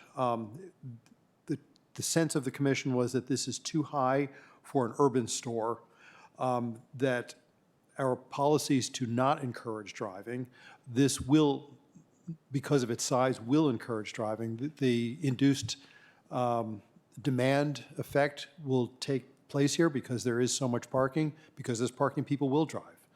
And that's the way they'll think to do it. The Transportation Commission wants to, for urban areas, wants to minimize the number of cars, and the number of parking spaces here does not do that. The commission then voted to defer on a vote of 7-3 with one abstention. Thank you, Commissioner Lentelme. Commissioner Weir and I, together, were the co-chairs of this site plan. Commissioner Weir, unfortunately, is feeling under the weather this evening, is not with us. So I'll be giving the report from the Site Plan Review Committee. And then as we move to discussion, I'm going to turn it over to Commissioner Guerin for her to lead the discussion at that point. So I won't belabor the points that have been made by both the applicant and staff. I will turn to the third page of the memo that I've passed out. That includes the issues that were raised during SPRC and start there. So many of them you've kind of heard this evening. We did hear from a number of people around the table and also from people making public comments, particularly from the Hyde Park condominium about the need for building separation. You've seen in the presentations this evening some of the changes that have been made in response to that. Clearly we've had a number of individuals here this evening. There's still kind of an issue there. Parking was another issue that was raised. As Mr. Watson noted, the applicant did decrease the parking ratio, particularly specifically for the residential building in response to a change in the zoning ordinance for RC zoning. But there's still some concern about the amount of parking for the commercial, which is higher than what the zoning ordinance would require for a site like this. The access and loading did change in response to comments from staff and some concern from the nearby neighbors about these express pickup spots on Tazewell. And so that did change in response to feedback. Bless you. There have been some site circulation concerns raised, particularly on the extension, the Randolph Street extension as it meets Tazewell. How do people come in and out of the parking garage? How do they get to Harris Teeter? So it might be an opportunity for some additional discussion this evening, but that was certainly a topic of discussion. There was some initial discussion about the Thomas Street connection, particularly some feedback from staff as Mr. Watson walked through. That was initially a vehicular connection. Now it's a pedestrian and bike connection. So there's also kind of this issue, and the applicant's architect walked through the fenestration along the glebe frontage. It does not necessarily meet exactly what we would want in terms of fenestration. The site plan conditions do allow for some flexibility, and that's noted further in my memo. So in terms of things to discuss this evening, I would suggest the parking, perhaps. There's definitely some architecture and fenestration conversation here. As is noted, the North Quincy Street Plan Addendum does call for some more notable architecture here. I think that's appropriate to discuss. And the fenestration issue is its relation to the retail plan and what it calls for in this place. I think we should also add to this list discussion of the park, both the design, the phasing, easement, access as well. So that was my list coming into tonight. But I'd be happy, obviously, to entertain other issues. Yes.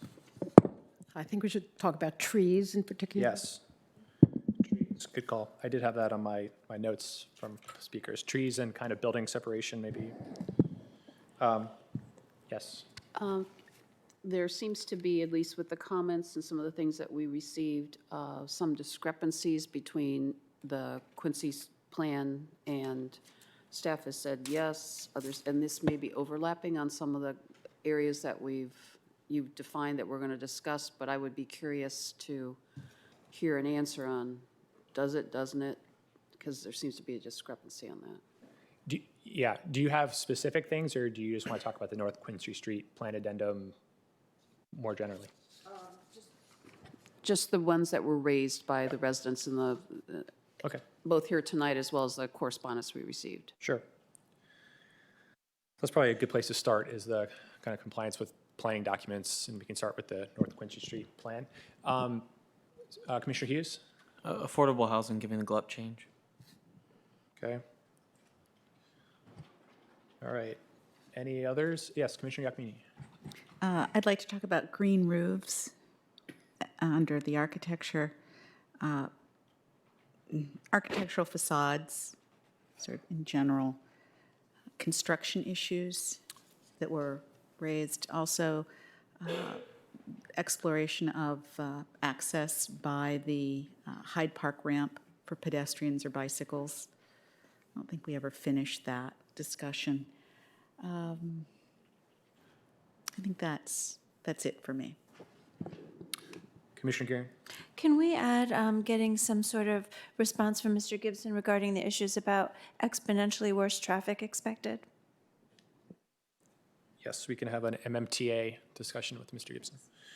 So I'm just basically adding a transportation section, and we can throw the ingress, egress, parking, MMTA discussion under that. Okay. Others? All right. Well, we should now turn over the floor to Commissioner Gearing, if you want to. Yes, thank you, Mr. Chair. I made my own list, so if it doesn't correspond with yours or I missed something, colleagues, please let me know. Shall we start with parking, traffic, egress, ingress? Who would like to raise a question, comment? Nancy? I'm not sure whether I should ask Mr. Gibson or the applicant, but could we talk about the possible access, or at least leaving the possibility open of access for pedestrians and bicycles along the ramp that goes to the parking area of Hyde Park? Could we talk a little bit about that area? It's the red light's on. Oh, I didn't. New mics.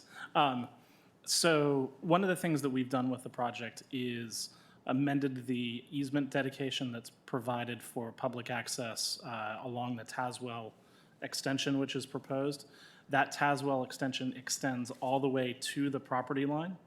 And so if in the future anything was to happen at the Hyde Park condominium where they wanted to provide either an entrance or an entrance at that location, they would be able to use that public access easement to connect into the site. We've also designed the sidewalks, I believe, to continue to the edge of the property so that they could be connected to any future project by Hyde Park condominium. So you see that such an extension is something that is solely needs to be funded and provided by Hyde Park rather than shared with the current development? I believe that the decision is with the Hyde Park development whether or not they want to do that. I can't speak to cost sharing. That has not been brought up through the process. So I'll leave it at that. Thank you. Commissioner Hughes? Thank you. Just to follow up, so I want to make sure I'm understanding Mr. Gibson correctly. You're stating that from staff's perspective, the extension of North Tazewell allows for both pedestrian and vehicular access. Should that, this development is not precluding that access, should the Hyde Park condominium wish to connect with the North Tazewell Street easement? That's correct. Anything else on this topic? Commissioner Peterson? I just had a quick question about, since there were concerns from the community about safety of pedestrians, in particular coming from North Glebe, driving down into the building to parking garage, which is where the Harris Teeter customers would be parking. Is there a stop sign or a crossing or a stop light that would prevent people or kind of force them to go a bit slower, or can they just drive straight down and right into the garage? I think there was a slide that showed these. Okay, here we go. So they would stop there. Is that a crossing light or stop sign? Stop sign? Okay, so yeah, they're going to have to stop there. Okay, thank you. Commissioner Siegel? Are we, we're in the general discussion topic of traffic? Parking traffic. So are we ready to just move on to the parking ratio? Can we talk about that? I think that's a really good question. Good question.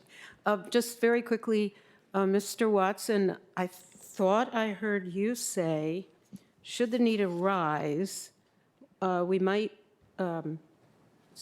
look at a reduction in parking. Did I misunderstand you?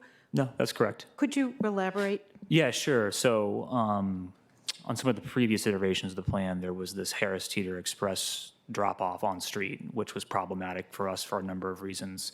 And they've agreed to remove that. However, we don't at this time know whether or not that will be relocated into the garage somewhere. In addition to that, we just felt that there could be room as this project is building out over its phases to reduce both residential and retail parking further. And so I believe what's in there right now, the retail parking wouldn't be any greater than what it's proposed at, but it could go down to one space per 580 square feet, which is the standard for the RC district. And then we're still working on where it might be able to go for residential, but it has gone down to 0.82 currently. And follow up, is it the case, is my understanding correct, that it's the residential parking study that would be the controlling document to discover what potential ratios could be obtained, or is there something I'm missing? I'm gonna let Rob. Yes. So Mr. Gibson. When the county board approved the guidelines for reducing residential parking in site plans, they did that to provide the market to adjust and adapt. They did not provide a new minimum requirement or maximum requirement. They allowed some guidance there. And so in this case, what we've been looking at is a way for the site plan conditions to provide additional flexibility to work within that range. So for the applicant, as the phases develop out and they see what the market demand, particularly for the residential, is, to be able to address accordingly. We think that there's less flexibility in the commercial side unless it is taken up by residential space, backfilled in the sense because of the way the parking is built out for the Harris Teeter. It's much more likely that the residential ratio would go down unless they started to see a significant reduction in demand. And their demand has been based on what they've observed today as far as parking constraints on the site. And so this is one of those areas where our policy, such as the grocery store policy, would suggest that the county should have a little bit more flexibility in looking at those key issues. I have 3 questions. I'm going to just put them out very quickly. Can you just tell me the number of the condition that might spell out that flexibility? Perhaps 32. Okay, 32. That's number 1. Number 2, what concerns me is the suggestion from the community, from Hyde Park community, that if the garage underground, which we always strive to see rather than have surface parking, which we don't want to see as a general matter, if that garage could shrink, if we discover we don't need as much parking, is it, perhaps Mr. Watson, is it your understanding that that if they start developing the area, remove the boundary trees, which have been an issue, but we find we don't need that much parking, then we would have removed the trees prematurely? Is that a scenario that's realistic, or am I not understanding how that might work in the phasing? Because it won't all happen at once. Indeed, I have the same question. If it looks like we're monitoring the phasing demands as this goes, the parking demands as this goes forward, is there an opportunity to retain those trees? So it is certainly possible that, particularly along the Building 2 boundary, if for some reason the Harris Teeter parking changed, that wall could go back. I would think that that's possibly an unlikely scenario. It is possible, but where we think that it's most likely to occur, the changes in the parking, would be in removing of the lower levels of parking within the same overall building footprint. So in Building 3, for instance, the building footprint largely is maintained, and rather than doing a level 2 garage they may do only a half level down there or no levels at all as parking demand is better understood. So the building footprint is really the issue, I think, not so much the amount of parking. The other very quick question is, well, this is to do with trees, so I'll withhold that. Okay, well then I have a follow-up on this. Looking at this slide with building 2, it looks like that little sliver on the side where those do you have a laser pointer to show this? Are those the spaces that were, other side? Are those the spaces we're talking about that are prohibiting retention of the trees? Okay.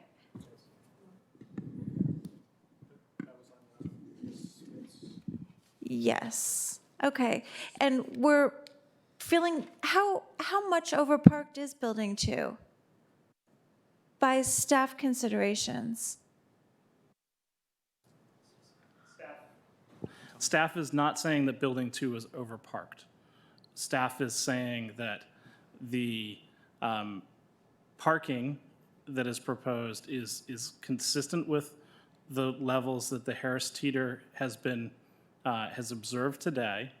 And we're saying that the parking for the residential is below 1 space per unit, which is lower than the standard site plan number, but it is not lower than the very bottom of the residential parking study, which is a 0.4. But that 0.4 range to 1 is where the board envisioned the market to address the parking demand. So I can't say what that market will be exactly. Okay, can you tell me how many parking spaces we're talking about that impinge on the ability to retain the trees? Because it doesn't look like it's an awful lot. Direct that to the. Oh, okay, that's quite a bit more than I thought. Thank you.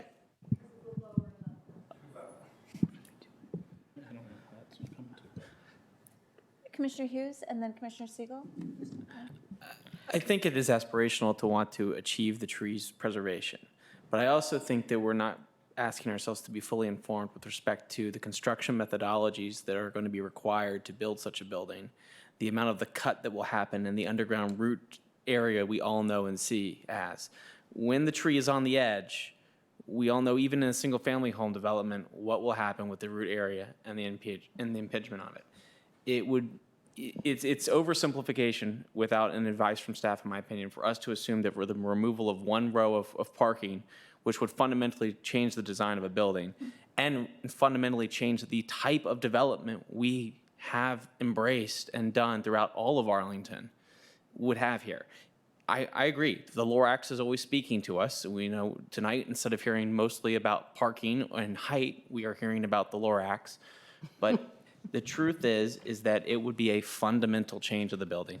And it would be wishful thinking and aspirational to hope that it could change, but I advise us that the construction methodologies, what would happen with the cut, how the guys have to go in there and dig out the massive hole 3 times, it's aspirational. And so I think doing it from the podium is probably not the most choice tonight. Thank you. Commissioner Siegel? Yes, just to stay on parking, I thought an interesting point was made by one of the community speakers tonight that with 700 new units, it's units, right? Of people, possibly people, that the buying habits would change, that you might not have people coming from farther away with cars once a week to have big shopping trips, but you would have more. I thought that was an interesting point. I was wondering whether either staff or applicant could tell me whether that was discussed. I was at a couple of the SPRCs. I don't remember hearing that, but I think that's when this is a painful transition, as we've seen over the years, going from suburban to urban, to put it in those terms. But transition is what's happening. And so the market will respond to what we build and will change. How is the discussion there? And what's the thinking there from the applicant and from staff?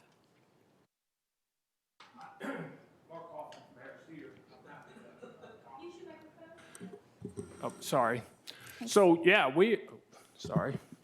we're absolutely excited about every customer that'll walk through the door. And we fully expect, and the facility that we're building and the way we're building it is really being fashioned so that we'll meet the needs of all the customers that'll come to the store, whether those customers are walking or on bike or driving a car. So we really are focused on that, and quite honestly, in the investment we're making in this store, we're counting on those people coming and shopping with us. But we also know inexplicably that our average customer that comes to the store, that we have exact data through our VIC card, drives over 3.5 miles to come to the car, to come to the store. So this is a very interesting kind of conundrum in that, you know, it's kind of an urban store, but it's really a suburban store, and vice versa. So we looked at this as a real hybrid, and that's the reason we designed the store the way we did. That's the way we fashioned every part of this to make sure that we were going to meet the needs of all of our customers, but really also making sure that we didn't alienate the customers that do drive to the store and are very, very important to us. Could staff respond to their side of this conversation if you had such a conversation? So I don't think that staff can speak to the buying habits or those sort of patterns, but what I do think staff can talk about is gets back to the root of the transportation study that was done for the project. And unlike many developments that we see, where maybe, let's say, single-family homes or townhouses are becoming something much larger, we have to make an estimate based on sort of adjacent buildings and things like that. In this case, the predominant use, which is and will continue to be the grocery use, that is the driver of most of the traffic, both pedestrian and auto-oriented. We have that site in operation today, and we were able to take observations and existing information to factor into the study for a future site. So the site goes from a 50,000 square foot grocery store roughly to a 67,000 square foot grocery store. That's like a 30% increase in size. We don't expect with this project, because it's going to continue the use continuously from one building to another, there should be no stop in service, that there should be a significant disruption in service for patterns to change writ large.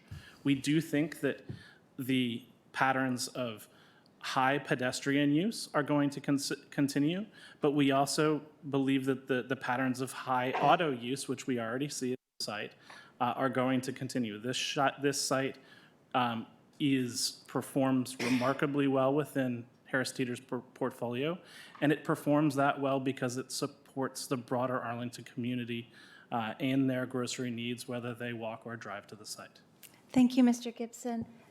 Commissioner Schroll? Thank you. I'd like to ask the applicant how many electric vehicle parking spaces you're planning to provide. I don't know that we've specifically called that out yet. It is kind of an emerging, an emerging trend, if you will. We are now putting 6 spaces into a suburban site. We're finding the use of those to be probably in the low 30%, but we're also seeing the number of electric cars continuing to grow and grow, and we've done some work with Tesla where Tesla is even interested in coming in and providing the spaces for those cars. So I think, when we get to the point where we're going to put probably building 2 in, that all of the technology and knowledge that there is to bear today, that we would apply that and have the appropriate number of spaces and partner with the people that could make that happen. Yeah, I would certainly encourage you to at least make them EV capable. Sure. I would encourage you to at least have the energy capacity on site to change them when you later. The retrofits that you would do them later are like a 6-fold difference, as I'm sure you're well aware. And the tipping point for when those EVs are going to be more cost effective is only about 5 or 6 years in the future. And given the build out of this site, that's not too far off for you all. So, and also the county just passed a new community energy plan. And so it's something that I think sort of on top of a lot of our minds. So would encourage you to kind of push that as far as you can. So thank you. Thank you. Mr. Gibson, I don't know if you want to comment on that, but would you please give us a sense of how much worse we can expect the traffic to be, given the community concerns? So I'm gonna defer that to the applicant's transportation person who can bring the specific numbers. But we do believe that based on the TIA that was presented with the project and posted on the project webpage at the beginning of the public process, that it is consistent with the type of development that we have planned for the area, and that there are, that this project will not make our intersections overall worse per se than what will happen with the background growth should no development occur on this site. And so I'll leave that to Dan Van Pelt to provide some more context. Good evening. I'm Dan Van Pelt with Grove Slade. I think that, as Mr. Gibson said earlier, the store is already on the site, and that comprises most of the traffic. So when we did our, while it's getting a little bit larger, so that's going to have some additional trips, and we're having a residential component. We're looking at about somewhere about net 100 or so trips in the peak periods added to the site. We also are going to have a little bit more connectivity and porosity with Tazewell Extension. And so what we found with the transportation study is that that could be mitigated through adjustments at the signal at Randolph and Glebe. And that I think that's the ultimate signal timing, phasing, how that will be accommodated is something that we'll continue to work with staff on, but that could be mitigated. Thank you. Any colleague questions? Okay. Moving on then. Anything else on parking, traffic? Then let's talk about architecture and fenestration.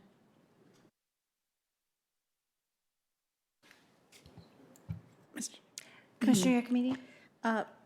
Mr. Watson, could you walk us through the transparency along the required, along the various frontages where we are not quite meeting the plan? Okay.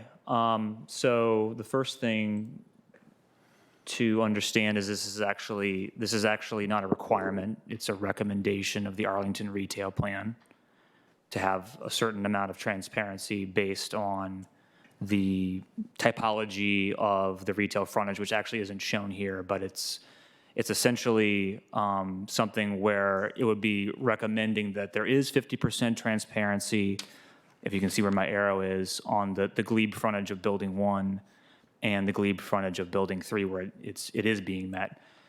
The other frontages are all optional under the policy.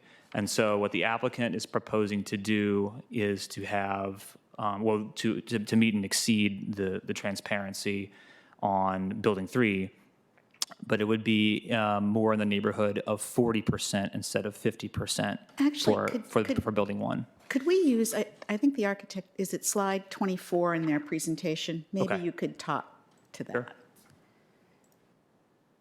It's a little more fulsome than a red line on the drawing. Can you? Okay. What slide was it? Okay. Oops, sorry. Okay. So on this slide, on the top, the exhibit on the top, it's that is about 400-foot long facade, and so what we are providing, you see the shaded area over the glass. That is roughly 40% of the total square footage of the facade between 2 and 10 feet, and that was the kind of recommended 50%. So we are about 10% short, but we did work with Harris Teeter architect, and we tried to find as many possibilities where we can open up and make the clear glass so we can see inside the store, especially starting from the left, there is the main entrance, and then there is Starbucks coffee shop. Then there is a secondary entrance for the store, what you see, And then there is a large area, which is the residential lobby, which is clear transparent glass. And as you're moving towards to the right, then there is additional opening to the pharmacy, and then there is a lounge and day area for Harris Teeter on the right side. So we think we did a pretty good job with the architect. That was probably the maximum we could achieve in terms of clear glass on this side. On the additional areas, which we're going to be either opaque, or there can be some areas, there can be some translucent glass, or we can use some kind of a backlit glazing and activate the facade. Obviously, in combination, there are some areas, there is the masonry pilasters. They obviously help to deal with the scale of the facade and create a rhythm. So how sure are we, having worked with the Harris Teeter architects, that this is actually what we're going to get? What happens when we start putting things in the store and we say, oh, I need more shelf space. We're going to put it right by the window and put an insert in the window. Would that be, Mr. Watson, considered a need for a site plan amendment? Yeah, well, under the conditions right now, this. I could just take a quick crack at that in terms of what, as I stated earlier, that the design of this store is pretty unique in the way that it's really a two-entrance store and a two-sided store to accommodate our customers. On this side of the building, this is really a lot of the fresh food and prep areas and pharmacy. So the ability, once this is built, to change this, we really wouldn't be doing that. When we build the bakery, it stays the bakery forever. And we did, for the first time ever in our history, provide visibility into the bakery to be able to watch them work. We've created visibility into this store that we've never done before. Doesn't mean that that's bad. Maybe it's good, but we just haven't done it before. But there's not a lot that can change in terms of the frontage on Glebe Road because of the way the store is being designed. Thank you. Mr. Watson, did you want to respond to Commissioner Giacomini's question? Sure. I mean, so the condition would require a minimum of 40% transparency there. If they wanted to go below that, that would require a site plan amendment. The county board would need to decide whether or not that was appropriate. Well, wouldn't we first have to figure out, do we know it would be a major site plan amendment or a minor site plan amendment? Like, could it be done administratively? No, the transparency could not be adjusted administratively. It would be a minor site plan amendment. Okay, thank you. Commissioner Lantelmi and then Commissioner Peterson. I think this fits with the whole looking at the this facade here. If I read it correctly on one of the earlier slides as to the pedestrian entrances at the store, it seemed that there were two on Glebe Road, one at the corner where the registers would be, but it seems there's another one further along Glebe Road. Is that correct? What you see to the right of the main entrance, it's kind of a secondary, it's more like emergency entrance, but it is the relatively large open and clear area. Okay, but that's what I want to know. It's an emergency entrance. It's not that it would be used on a daily basis. It's only for emergencies. It's essentially closed off. It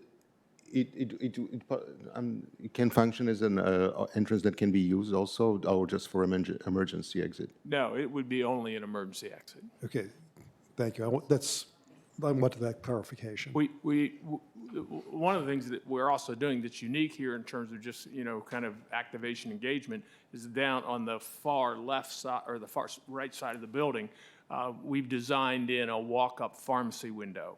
So for those people who don't want to walk the rest of the distance down to get into the store, something unique that we haven't really tried before, but we thought that would really be neat to be able to come right up to the pharmacy there and pick up your prescriptions. Okay, could the architects then walk us down this entire facade on the top here as to where are entrances, where is activity, and is it Harris Teeter or the apartment building for those entrances? So on the top, well, actually, that exhibit was pretty good that we had. I think that would work. So when we start on the number 3, detail number 3, we start from the left. There is the first area that it's marked as a clear glazed area. That's the main entrance for Harris Theater for all pedestrians entering from the Glebe side. That's the corner. Okay. Yeah. Then next to it, that another clear area, what you see there, that's actually Starbucks, and it's going to be open. So it's going to be activated, and you can see inside a Starbucks store. But you can't walk in, but you can see it. You cannot walk in. You would go through the main entrance. Okay. The another entrance, then we move further to the right. That would be the emergency entrance. That would be described. But it's a relatively large area that will be clear glazed. Then there's additional that you see there that's roughly in the middle of the facade. That's the large area, which is the residential lobby. So that's all glazed area, and actually that lobby will be open all the way, because Harris Theater is about 30 feet tall. So actually that glazed area gonna go almost 40 feet up, which visually connects it with the upper levels. It's like a sky lobby, if you will, for the residential buildings. Okay. All glazed and clear. And then when we start moving more to the right, there is additional entrance door, which that's also emergency exit and entrance. I mean, emergency exit for Harris Theater. Next to it, what you see there, there is the window, pharmacy window that we described. There are no entrances. That at just the very end of the building, there is additional exit, but that's for residential. Okay, great, thank you. I'm actually will be very interested to see how many people use that walk-up farm, because that'll help activate that street. That will encourage people to use the street. So I'm going to be very interested to see how that works out. Thank you. Follow-up, is that walk-up pharmacy 24/7? The pharmacies generally are not Yeah. open 24 hours a day. Yeah. Gee, it would be presumptive of me to say Yeah. what the hours of this pharmacy would be, Okay. 3 years from now. But generally speaking, our drive-throughs, when the pharmacy's open, the drive-through is open. So they would be open as many hours as the pharmacy is open. Thank you. Commissioner Peterson? I had a follow-up question about the transparency issue. And what is a resident in the area, what response do they have if they notice that, for example, in some of those transparent areas, boxes are getting piled up or a poster's being put up with, recipes or something like that? Would they be able to do something to have that fixed? Or at that point, it's designed, it's built, it's done, we just have to expect that it's going to be honored? You can always contact zoning enforcement. The conditions are enforced by zoning enforcement, and it would begin with a verbal warning with optional compliance in 10 days, and then it would move on to a violation notice from there. But again, it's based on a percentage, but that would definitely be something that would be looked at if a complaint were filed. Thank you. Commissioner Hughes and Commissioner Bagley. Thank you. Would staff mind going to slide 19 of its presentation real quick? Staff's presentation.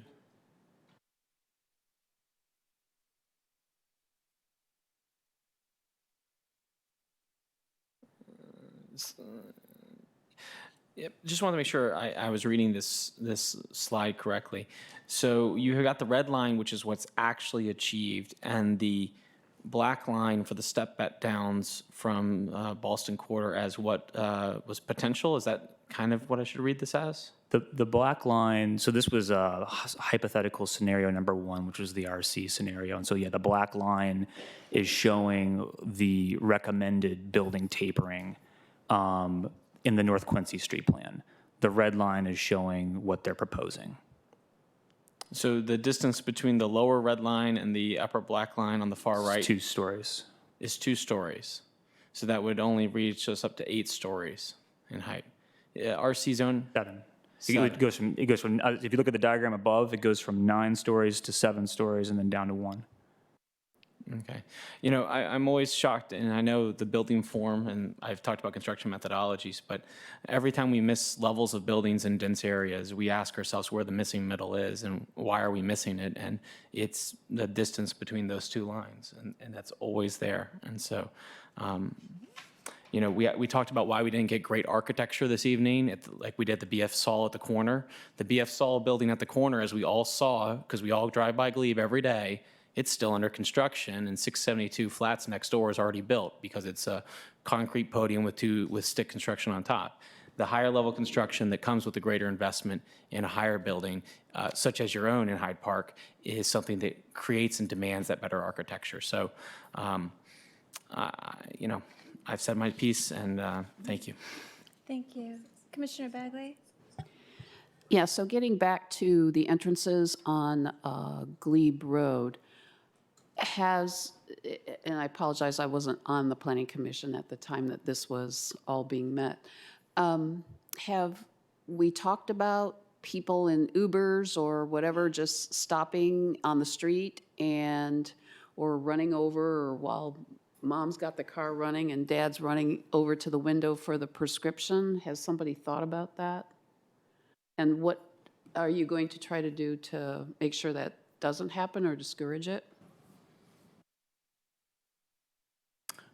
So one thing that is going on with this project, as has been delivered with the projects to the north, is that the third lane of Glebe Road is required to be transitioned from a travel lane off-peak to a parking lane.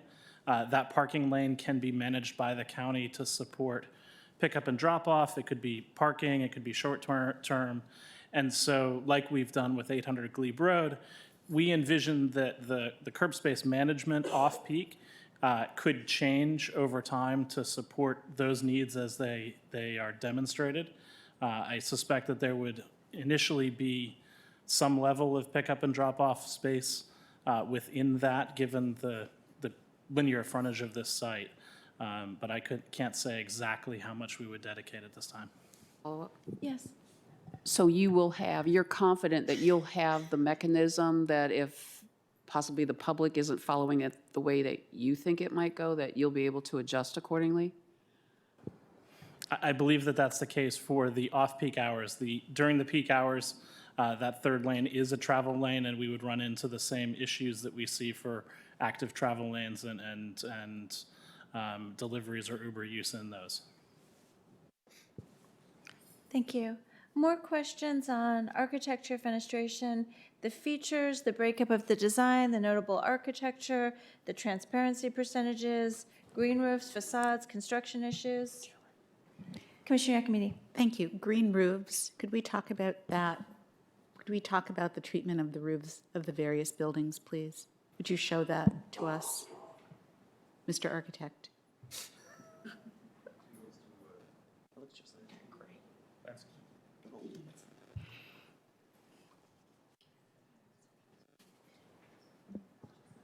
So what you see on this plan here, it's, let's say, for building 1, all what you see there in green essentially are green roofs for this building. The courtyard on the left, or the roof on the left, and then the central courtyard.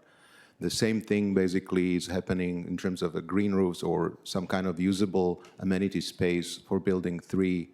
And when you look at the building 2 at the bottom, there are significant areas of a green roof as well, what you see in the courtyard to the north, the smaller one, or the bigger one with the swimming pool, and then the green area to the right. So all those are actually green roofs. Well, could we talk about what you mean by a roof? At what elevation? Because aren't some of the green spaces occurring on the 3rd or 4th floor and not on the top floor? No, these are on above the 1st floor of these buildings. So that's pretty much not a roof. I could be wrong. Well, it is considered roof of the over the podium. Oh, there the is a roof of the retail. garage. So Oh. it's a roof. It's basically there. What you see in the building 1, it's a roof over Harris Theater. So that's a green roof. So I would tell you that there's a whole lot more white than there is something that you might be defining as a green roof. And really, I'm embarrassed that we didn't discuss this more at SPRC. The treatment of your roofs is just abysmal, considering what we see of buildings these days, particularly with LEED and our emphasis on biophilic design. I didn't mean to use the word abysmal, but it's 9:15 and it just slipped out. Disappointing, perhaps. And I really think that you should work on that between now and the board hearing, which I know is not a lot of time, but I'm assuming that you could even do something with succulents or something that there might be a lesser percentage of all that white gone. Suggesting this in the Thank you. strong I possible concur. I terms. throw my support behind that. Commissioner Bagley and then Commissioner Lantel. So is it appropriate now to construction issues? Sure. Okay. Yeah, everything having to do with architecture and fenestration, we'll try to wrap that Okay, I up. thought that's what you said. I would just like to speak directly to the developer here. For the neighbors, part of the process is that you get a construction liaison with this project. And I would just like to make the observation from having been very involved in Ballston and Virginia Square development, that the construction liaison needs to be made fully aware of all the public comments that have been part of this process. They generally aren't when they're put out there. They need to be very sensitive to be proactive versus reactive, constantly over-communicating to the public so that there are no misunderstandings or to try to minimize the problems. I think that would be a better move given some of the concerns. Should this project move forward, I would just like to ask on behalf of the neighbors that you really are very, very sensitive to the construction liaison, stepping it up all the way with the community so that they're not left in the dark or feeling as though, hey, all my comments all this time were never really heeded. Thank you. Thank you. Commissioner Lantel and then Commissioner Siegel. Yeah, I'd like to follow on with the discussion on the roof. I definitely concur with both of your comments on that. I did note on one of the renderings of the project from looking down from the Hyde, it showed the roofs, and I was a bit taken aback when I did see that because it looks as though it's chock full of the HVAC units. Is that what's up there? Yeah. Yeah, is this inherent for stick-built buildings, that there have to be the HVAC, this type of HVAC, and they have to be on the roofs? On this building, I just want to point out that actually building 1 and number 3 are not the wood frame buildings anymore because of the height of these buildings. They exceed the maximum code required. well, The that's only remaining building that is a wood frame building is building number 2. Okay. And in terms of these units, there are basically very few systems still relatively for this size building with the height and footprints that can really work well, and they work for these. So there definitely will be some mechanical units, as you see on the project, that might be potentially replaced with mechanical units that might require a little bit less area. There might be fewer of them, and they might be combined into the larger units, and we can reduce it, but there definitely will be certain percentage of this roof that would be required, the area of this roof that will be required for mechanical units.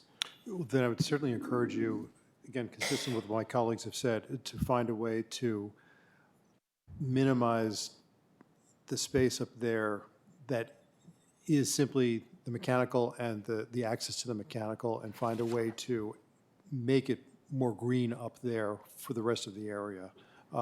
Given that it is certainly concrete on those 2 buildings, there should be sufficient strength to support that way, because I understand some green roofs really do weigh more, and there are constraints that way. But given that it's concrete, it should be able to do that.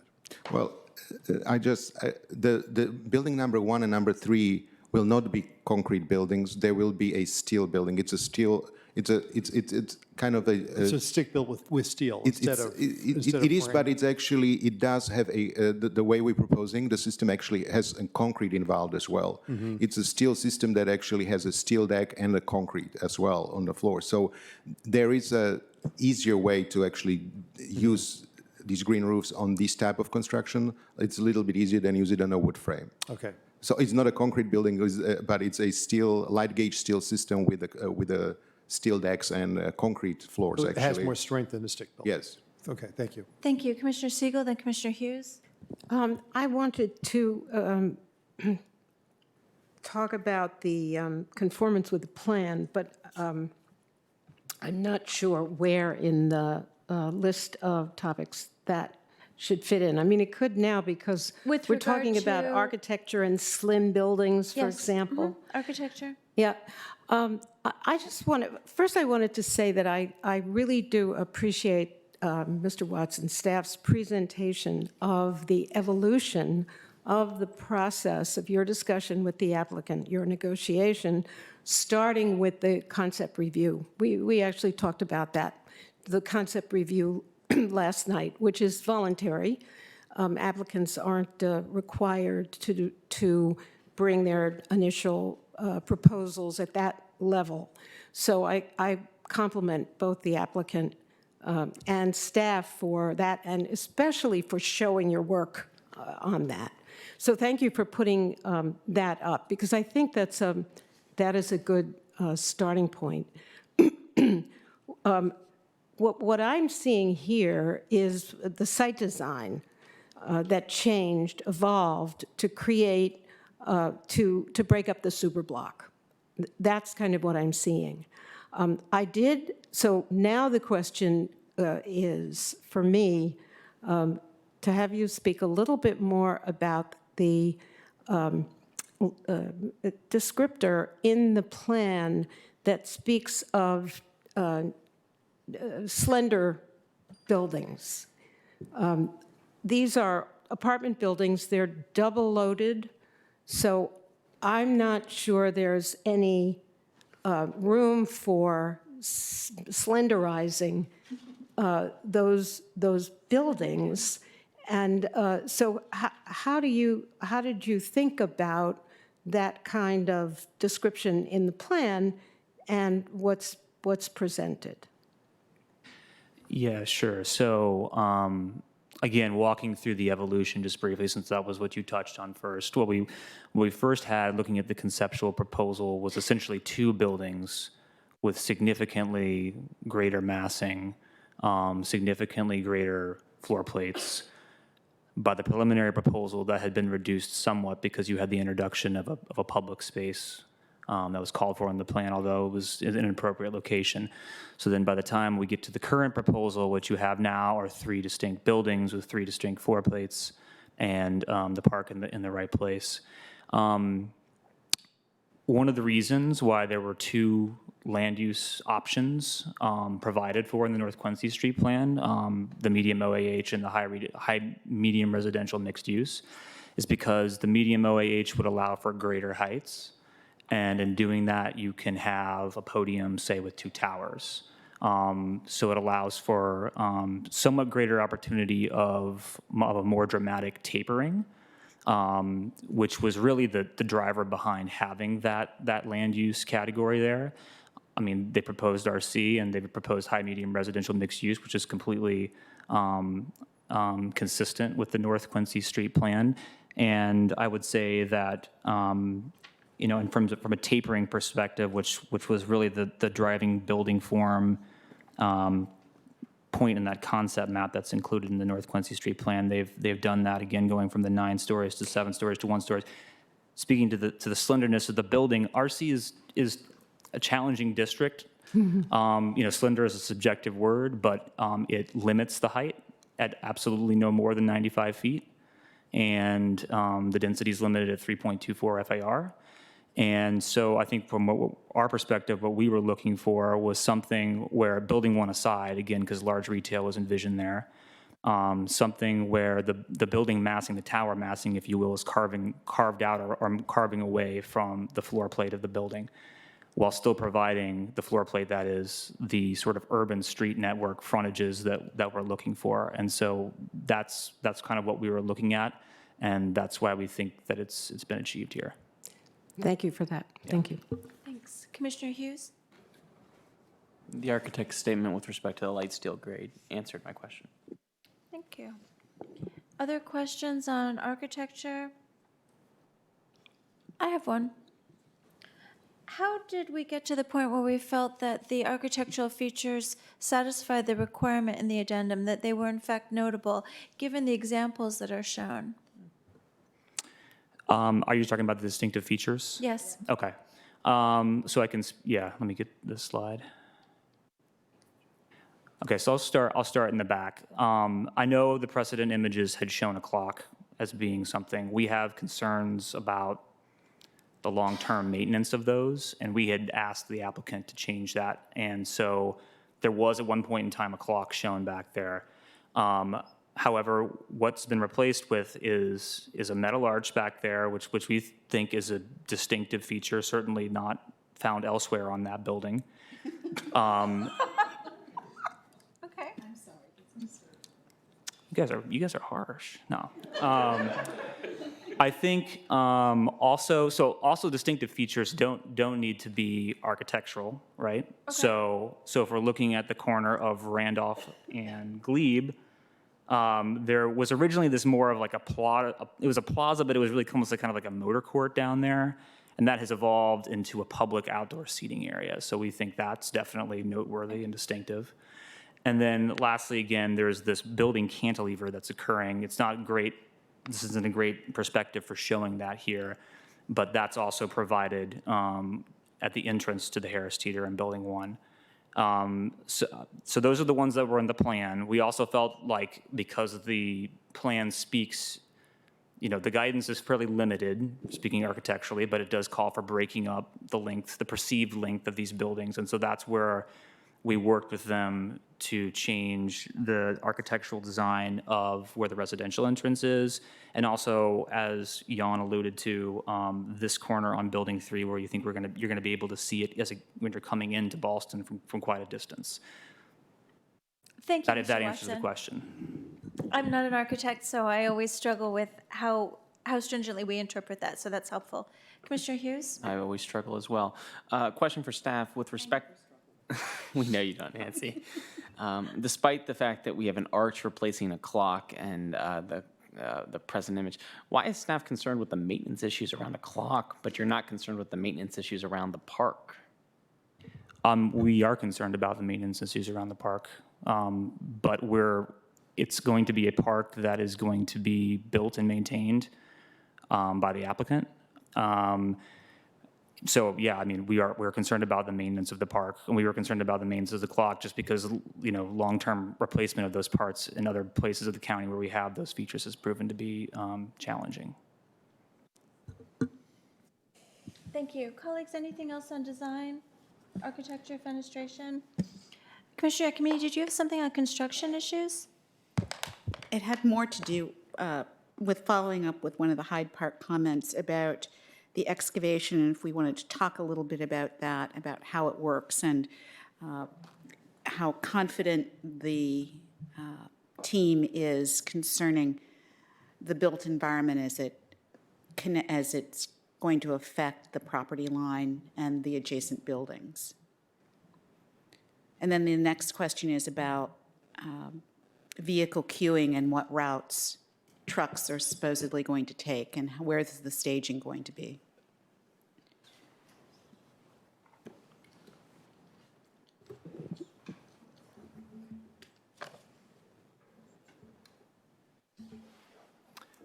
And what method are we going to use? Are we going to use pile driving, or what are we going to do? What's the noise factor? It will be sheet and shoring. I'm sorry. Hello, my name is Tommy Rumley. I'm with CBG Building Company. Thank you. And I just also want to state that, we're very proud to be part of this team because, CBG has been involved in 672 Flats, the Maxwell. Our home base is just a couple blocks up the street, so this is really sort of the center of our world.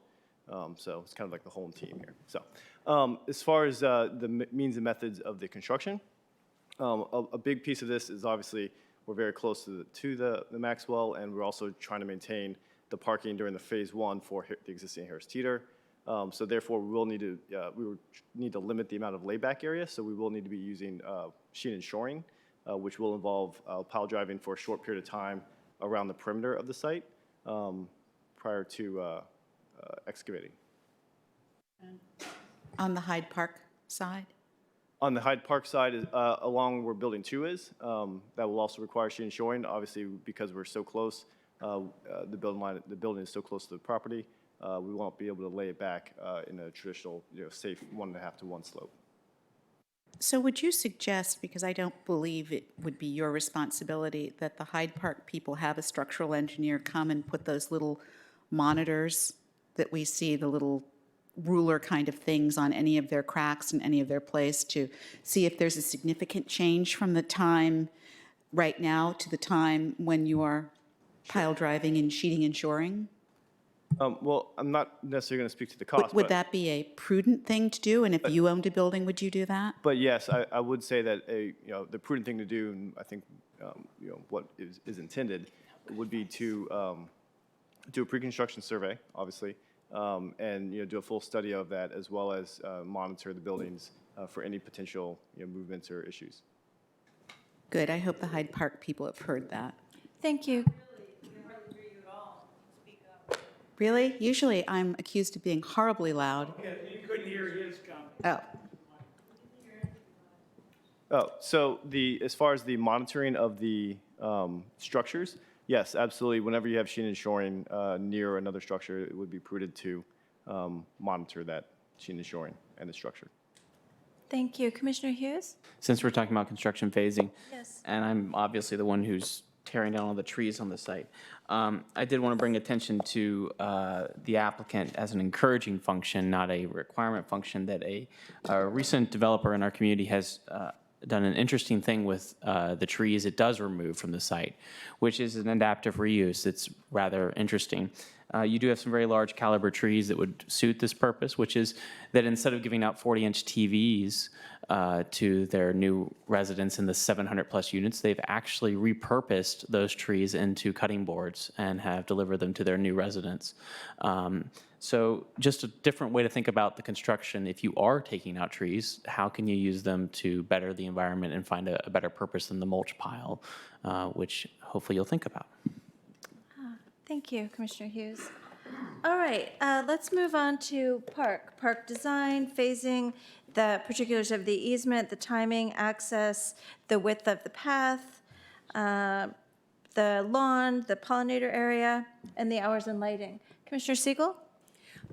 Just the issue that was brought up by a member of the community for a play space for kids.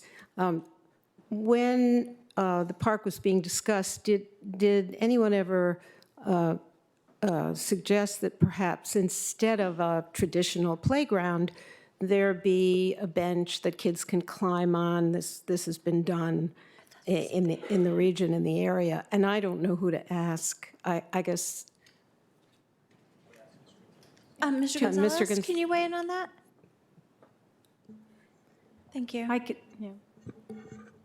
So in regards to that, when we did the first two plenary concepts, that was one of the options, but also we took into account the site and the proximity of other park systems within that the 600 North Glebe site, and we wanted to make sure we weren't repetitive in what amenities were already provided within a half-mile radius of that site. So the nearest play area for children is a half a mile away, less?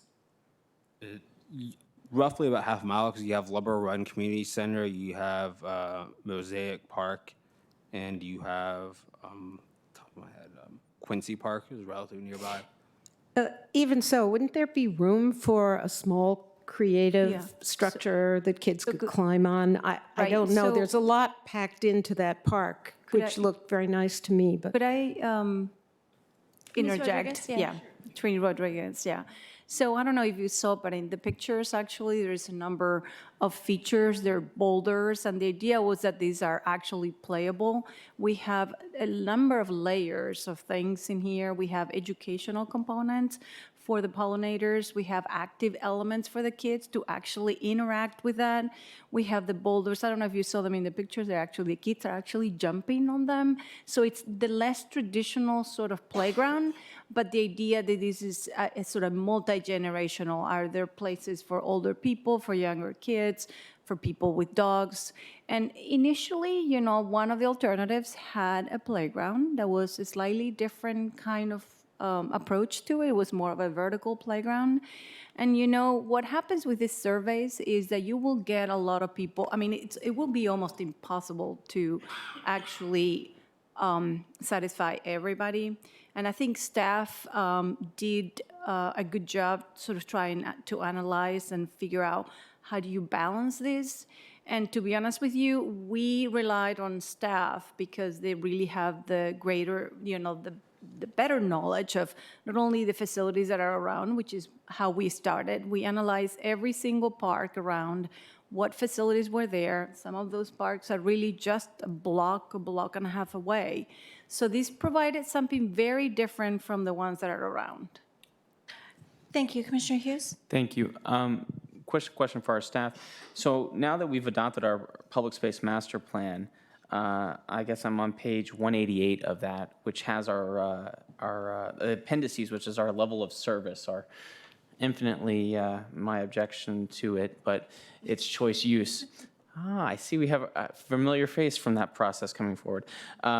So are we therefore to assume that since we've now chosen to insert a dog run, which I believe was that boutique, not full-fledged dog park version of it, that the circle that we have drawn within the glebe road is now complete and we have provided it, and we should now expect the next one to be the playground? Am I reading the level of service right? Because they both were red right here. Ms. Lazick. And thank you. My name is Arina Lazick from the Department of Parks and Recreation. So if you remember also in the section of the Public Spaces Master Plan where we talk about level of services and need for the dog parks, that is an identifying level of services. Our level of services does not include dog runs, I'm sorry, just because we don't have any in the county. We didn't have any when we were developing level of services. So, and there is also a section when we talk about, in the appendix, when we talk about dog runs and dog parks, where we said that we know where the identified need is for dog parks, and dog runs could supplement that need, but they're not replacing the need for dog parks in the future.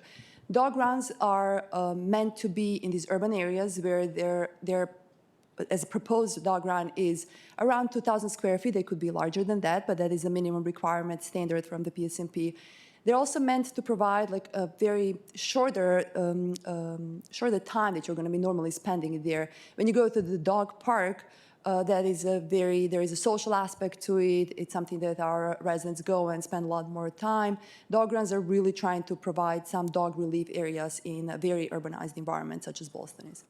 So, Chair, so how do I reconcile that we don't alleviate our level of service demands from the insertion of a dog run at this location, although we have identified this is one of the very few areas of our county that actually is red or yellow with respect to a playground on it, even though we are marking on it all the facilities that Walter mentioned already. Those are already marked on there, and it's still one of the very few spots in our entire county that has a red blip with respect to a playground.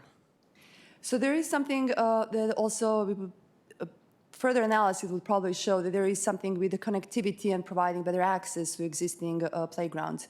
As you know, the level of service in the county-wide level, we have an excessive number of playgrounds based on level of services, and our target is to try to provide better access to the existing ones, to think about repurposing them.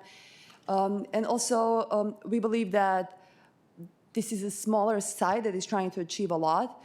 Some of the feedback that we got in the beginning of the process were, as applicant and Walter mentioned, that we had some playground structures, not really a playground. Playground was never presented in the preliminary concepts, but some play elements. We received a lot of feedback from the community also that we should try not to replicate amenities that are nearby.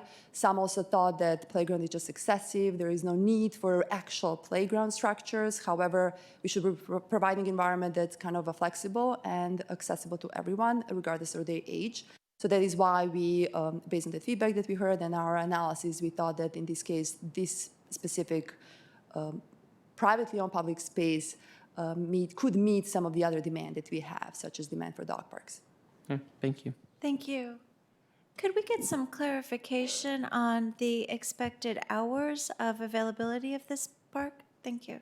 So Our county's park regulations say that our parks should be open from the sunrise to sunset. That is a standard that we use throughout our system. Obviously, when there are any lighted amenities, the standards are different, and they are kind of based on the hours of the lighted amenity. If you also, many of you go through our parks and use our trails, multi-use trails that go through our parks, and some of our trails are also lighted. When the trails are lighted, we don't shut them off, currently at least, we don't do that. So they are lighted throughout the night. So in this case, I think what the applicant is proposing is to have some sort of lighting along that main pedestrian walkway, or pedestrian and bicycle walkway, main connection through the site. So there will be some light available. Maybe applicant has other opinion about how long would they keep that light on. Correct. Our intention is to have the park lit.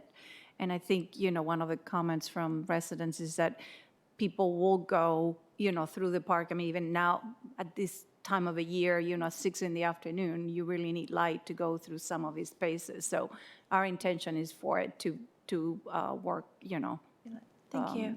longer hours. In addition, we do have the lobby and amenities of the building sort of extending out with light and eyes sort of on the park. And the idea was that it would be used throughout, Following up too, what about the comment that was raised about the width of the path being perhaps wider than we normally make those?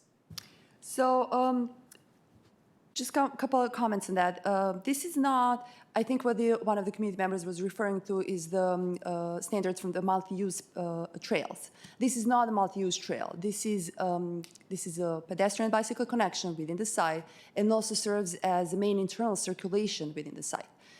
What we also heard from community in the feedback was that they want a safe access, safe for both pedestrians and cyclists and other users. We are expecting dog walkers and others. So we wanted to ensure like a safe access for everyone. I also wanted to point out that this is, as you can see on the rendering in front of you, portion of this main pathway will be a boardwalk, which will be a permeable surface. So this is not all impermeable surface. So just to kind of clarify that. And we believe that 10-foot pathway as in part of internal circulation and main circulation through the site is appropriate to be 10 feet. Thank you. Could I add just one thing to that? Yes, Mr. Watson. Which is that, I think this was just summed up perfectly, but turning back to the North Quincy Street plan, it has to serve both a transportation function and it also needs to be serving as an open space. And so I think that there's a balance there, and we think that balance was struck. This is very helpful. Thank you. Colleagues, Commissioner Peterson, then Commissioner Schroll. I had a question about the park and as well the mature trees that are in the area and how it relates to stormwater mitigation, since that's something that can be very expensive for the county, for businesses in the area, as well as residents. So has this park been designed as a stormwater mitigation tool? And when we've looked at removing trees in the area, has that also been considered? So probably defer your question to the applicant. They should be able to answer that better. So we've been working with staff to actually increase the amount of pervious surfaces. So the park was actually redesigned to actually narrow the paths, because we actually had a more of a meandering path that was a little bit varying in width. So in order to increase the pervious surface, we actually shrunk it, kept it to all one width, which I thought it was to the detriment of the feeling of that park, but it was, you sort of have to balance things. We also added a lot more pervious pavement to the surface.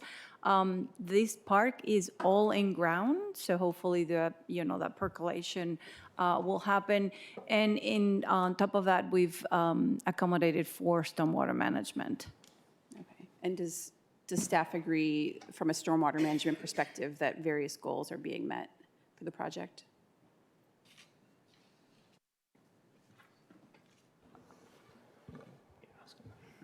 I can move out of the way. Robert Gibson with DES again. So the project will meet its CHESBA requirements. And those are the requirements for the development in the buildings. And the park is not a principal element of supporting their Ches Bay requirements. Those are contained within the building. And so there's two separate aspects to that. Anything else, Commissioner Schroller? Yeah, I have a few questions on the park. So in the site plan condition number 57, which is on page 115, I'll let you get there, Mr. Gonzalez. So in that first paragraph, most of the way down on A, there's a sentence, the final location of the park easement may change with the preparation and approval of the final building plans. Any changes to the park easement shall be approved by the Director of the Department of Parks and Recreation and may require additional public process. And then if you go to B on the next page, as it carries over to page 117, it notes more specificity about what would constitute major site plan revision, and that would require kind of a site plan process, essentially. I'm wondering, in that first excerpt on page 115, what staff is considering would constitute a change that would require a public process? So for example, changes in the, significant changes in the park size, reduction in the size of the public easement, that would require any amenities that would have to be changed, that would require, in our opinion, public process, because this park was designed as, and had a public process, separate public process for it. I believe that is also some of the recommendation from the North Quincy Street addendum plan is also that this is designed kind of as a separate public process and led by our department. So we want to make sure that whatever is designed and approved kind of stays the same and it's not changed at some point. Thank you, Ms. Lasek. I would recommend in that first section there on page 115, kind of language that mirrors what you have on the next two pages that does may include but may not be limited to. So we kind of lay out what you just said, which is that it's, if the size moves, if some of the other big items, but if the location moves by a couple inches, that's not going to kick off a site plan review process, or right, which we know happens in buildings. So thank you. Any other comments on parks or trees? Commissioner Akamine? I'd like to ask Ms. Rodriguez a little bit about the tree replacement that's going to occur because of the removal of the trees along the Hyde Park property line. Correct. So we're planning to preserve the trees that are shown in light green. There is some additional buzzwoods that are shown sort of to the bottom of those. Those are actually very, planted fairly close together, and they're, it's going to be difficult to save those. So we were trying to be very realistic. In terms of our replacement, what we're trying to do is to actually look for a tree species that is fast growing. We're looking at actually an evergreen that we can plant large. And we actually have developed a little section that we thought we would share with you, and maybe we could bring that up.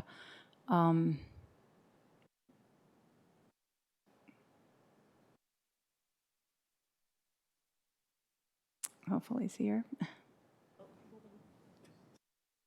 Anyways, so the idea would be to create more, yeah, you can see it here, is to bring, more of a hedge-like treatment. These are trees that actually grow pretty fast, and you can buy them fairly large, a lot larger than you can get even a canopy tree. So this would be more of an evergreen that would provide buffer all year round instead of just on the summer months. So we're hoping to, actually create more of a hedge that will provide a stronger buffer.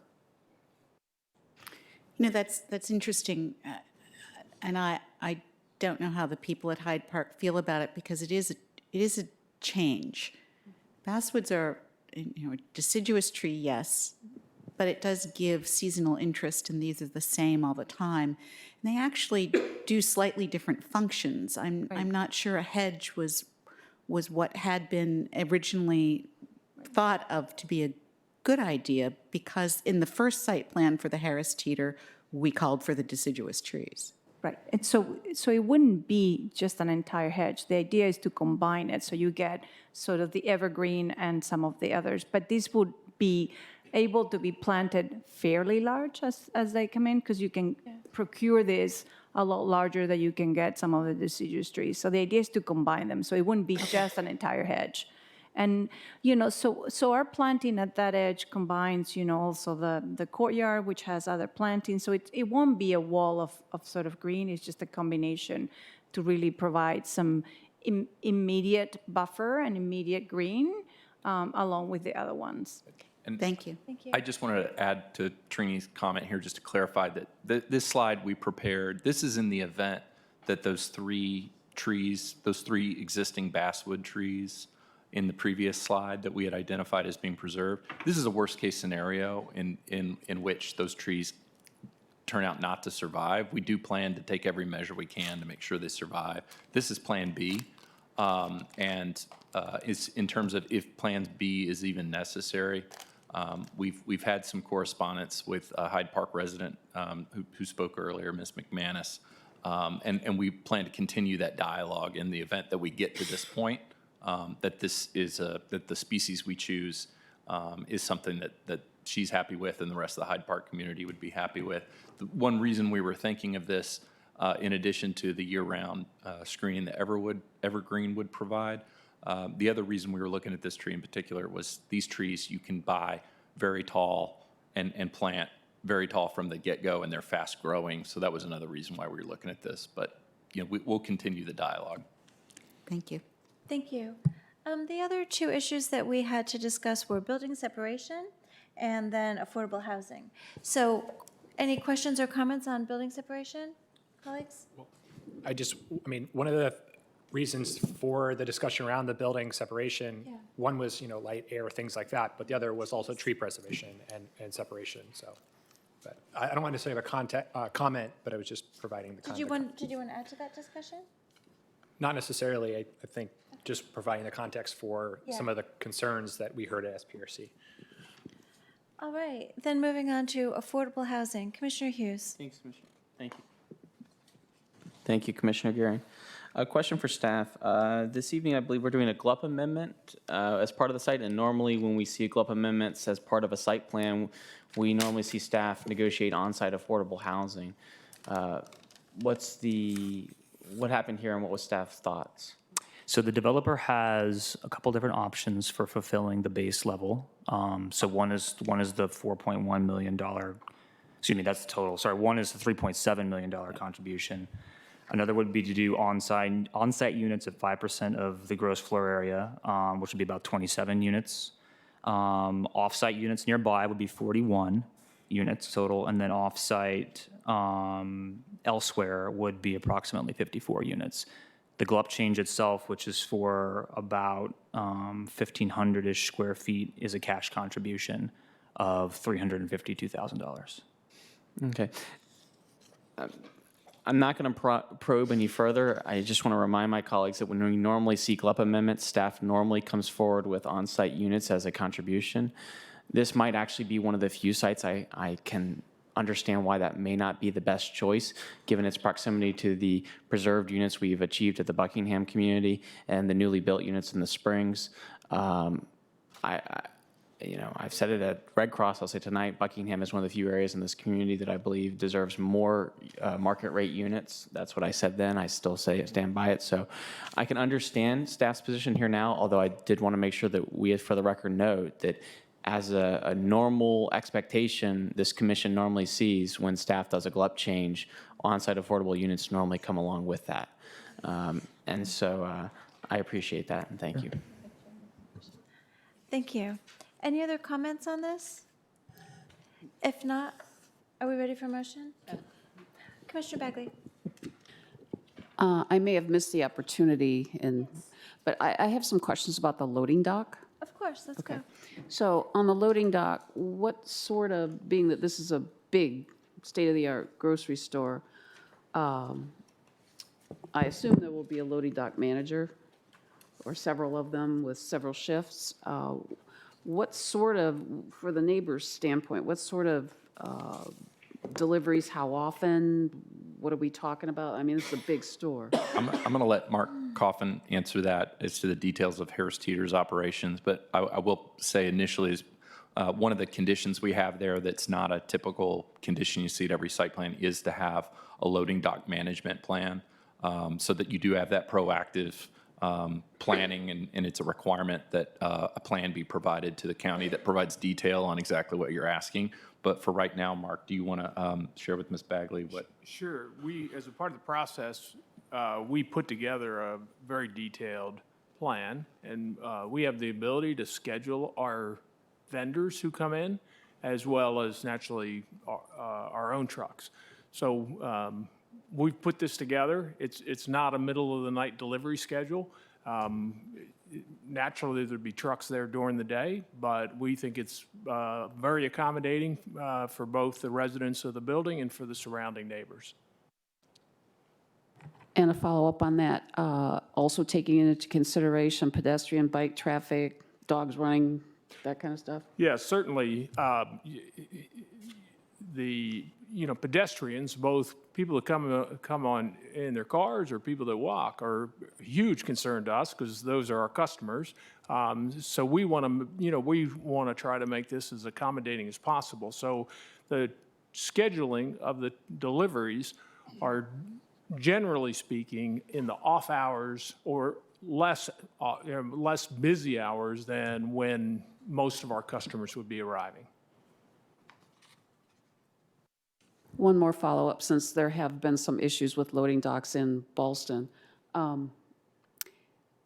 If the perceived plan or the plan that you've put into place is then determined not to necessarily be accommodating or has problems that arise, I assume that this would be something that would be quickly corrected or monitored so that there wouldn't be issues of stacking of vehicles or anything like that? Because you're also going to have deliveries with, residential building there and.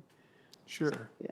Sure. Well, one of the other things that we did that was unique with this store, and especially in this environment, is one, we have a very tall space. So we were able to create warehouse racking inside the store with the pure intent of once a truck gets in, that we would have the space to be able to get them unloaded quickly and rack the materials and get the trucks out. So we really have tried to think through this from an urban point of view so that, from a warehouse, from a kind of a total logistics point of view, we can manage this very, very well. Thank you. Commissioner Schroll? Yes, I just wanted to let folks know, including Commissioner Bagley, that the condition that Mr. Pritchard was mentioning is condition number 30, and it's starts on page number 93. And the loading dock management is on page 94, if you're interested in looking. Thank you. And now, are we ready for a motion? Sure. Madam Chair, I move the Planning Commission recommend to the County Board to adopt the attached resolution to amend the general land use plan from low, medium residential, 16 to 36 units per acre, to high, medium residential mixed use, up to 3.24 FAR, including associated office and retail activities, for an area at 525 North Thomas Street and identified as RPC number 2022-009. Is there a second? Second. Seconded by Commissioner Hughes. Any discussion? Commissioner Yakamidi? Thank you, Madam Chairman, and thank you, Commissioner Schroll, for the motion and for all the work that you and Commissioner Weir did on this site plan. And also to staff, Mr. Watson, Mr. Gibson. I know, yeah, and Walter, thank you, that you all have struggled mightily with this and worked with the applicant. And I thank the applicant for being so interested in Arlington and feeling that this Harris Teeter is such a major part of your portfolio and for being willing to want to try something that is more urban for you. I think you're stepping out of your comfort zone with this. I was struck again by the contrast that we saw in some of the speakers' slides this evening about the one end of Glebe and this end, and the BF Sol project, which were buildings and architecture conceived that were to have a grocery store at one point in it, which didn't happen and actually was sort of known partway through the process. And so now it'll be a Target. And I wonder to myself, would we have had different design issues maybe in the middle of that project if it really was going to have been a grocery store?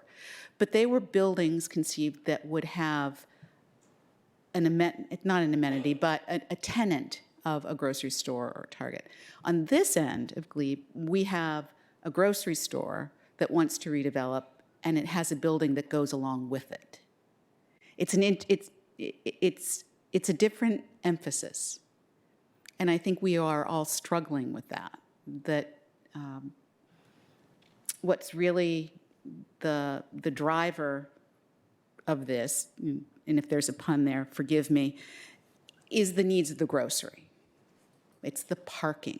It's the fact that the entrance that we see that should be an architectural feature is a garage entrance with no clock, but with an arch somewhere high up, not where you can actually see it. It really is about the grocery store, and it's not about the building. And that's unfortunate, because I think this stretch of Glebe Road and that particular entrance to Ballston needed a little different emphasis, and it's not getting it. It's not a horrible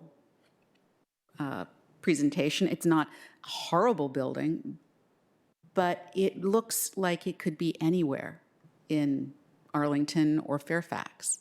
It doesn't have any presence to it that is different or that anchors or that says gateway or that really adds to the facades that we see running along Glebe now.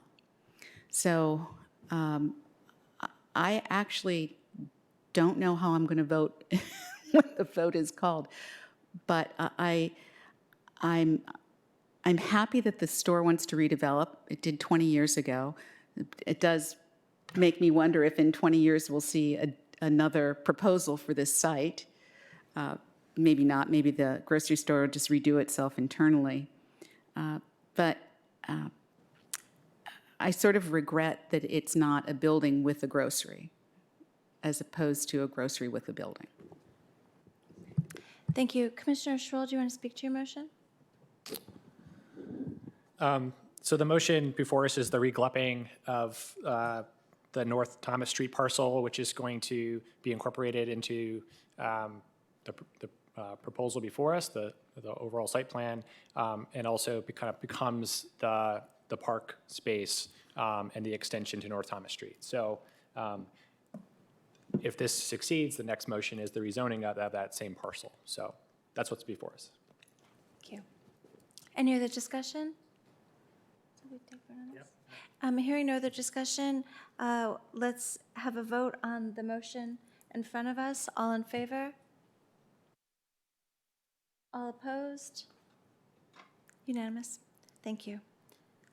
Madam Chair? Yes.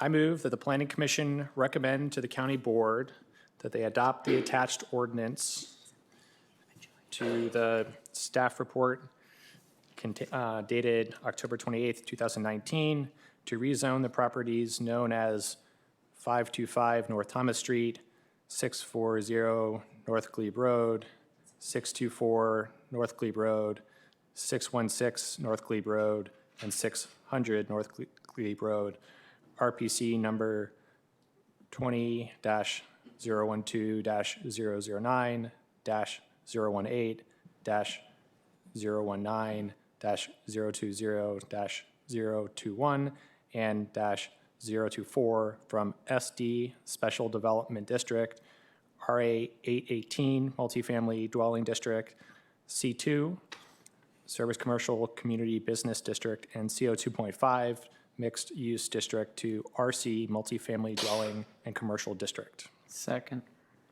Seconded by Commissioner Hughes. Any discussion? Hearing no discussion, let's take a vote on the motion. All in favor? Opposed? Thanks. Madam Chair, I move that the Plan Commission recommend to the County Board that the attached ordinance contained in the staff report dated October 28th, 2019, to amend site plan number 72 to remove site area from the subject site plan for the parcels located at 600 North Glebe Road and 525 North Thomas Street, RPC number 20-012-021 and 20-012-009, and subject to the conditions of the ordinance. Second. Seconded by Commissioner Hughes. Any discussion? All in favor? All opposed? Abstentions? Thank you.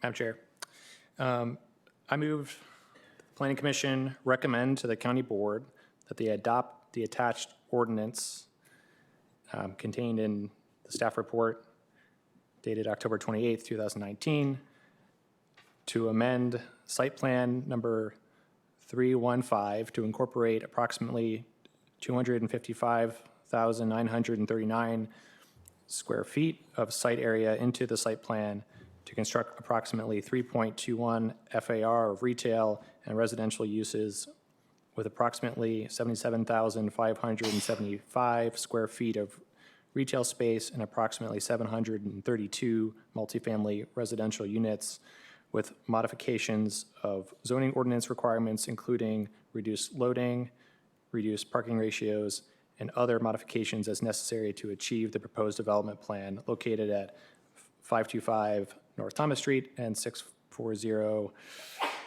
North Glebe Road, 624 North Glebe Road, and 616 North Glebe Road, and 600 North Glebe Road, RPCs number 20-012-009-019-020-021 and -024, subject to the conditions of the ordinance. Is there a second? I'll second. Seconded by Commissioner Lantelmi. Any discussion? All in favor? Opposed? Abstentions? All right. Madam Chair, I move the Planning Commission recommend the County Board approve the subject use permit SP 315-19-1 for a new public open space in the RC multifamily dwelling and commercial district, subject to the conditions of the staff report dated October 28th, 2019, with no further scheduled County Board review. Second. Seconded by Commissioner Hughes. Any discussion? All in favor? Opposed? Abstentions? Yeah. So I do want to thank both the applicant and staff for their work on this project, and also the folks in the community for your attendance at the SPRCs, your participation in them, and your attendance here this evening. I know that sometimes these don't always feel like you've made the project better.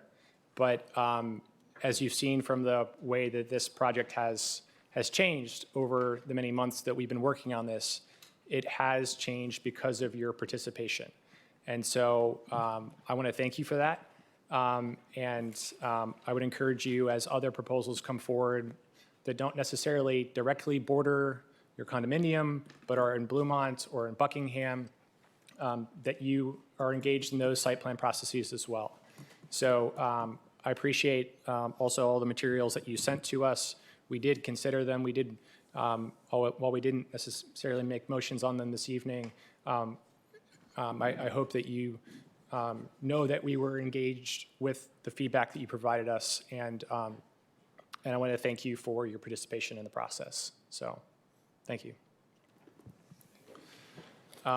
We will now move on to commission business.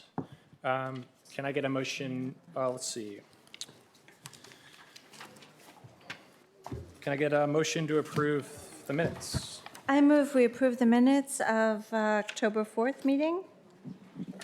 Second. All right. Are there any edits? All right. Hearing none. All in favor? All opposed? No. Okay. Motion for the October 7th minutes?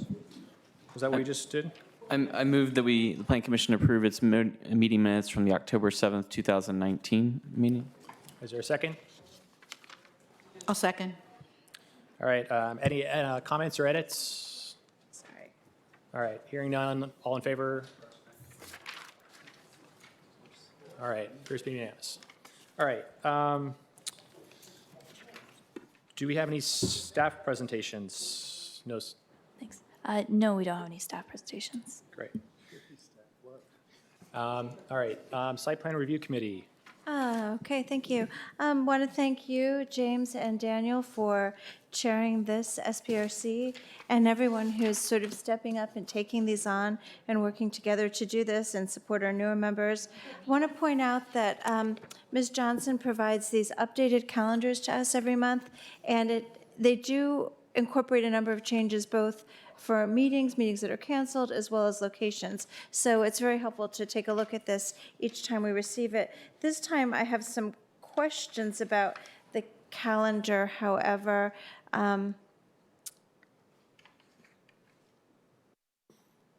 For example, on Tuesday, December 10th, it wasn't clear whether or not we had a ZOCO or an SPRC working group meeting.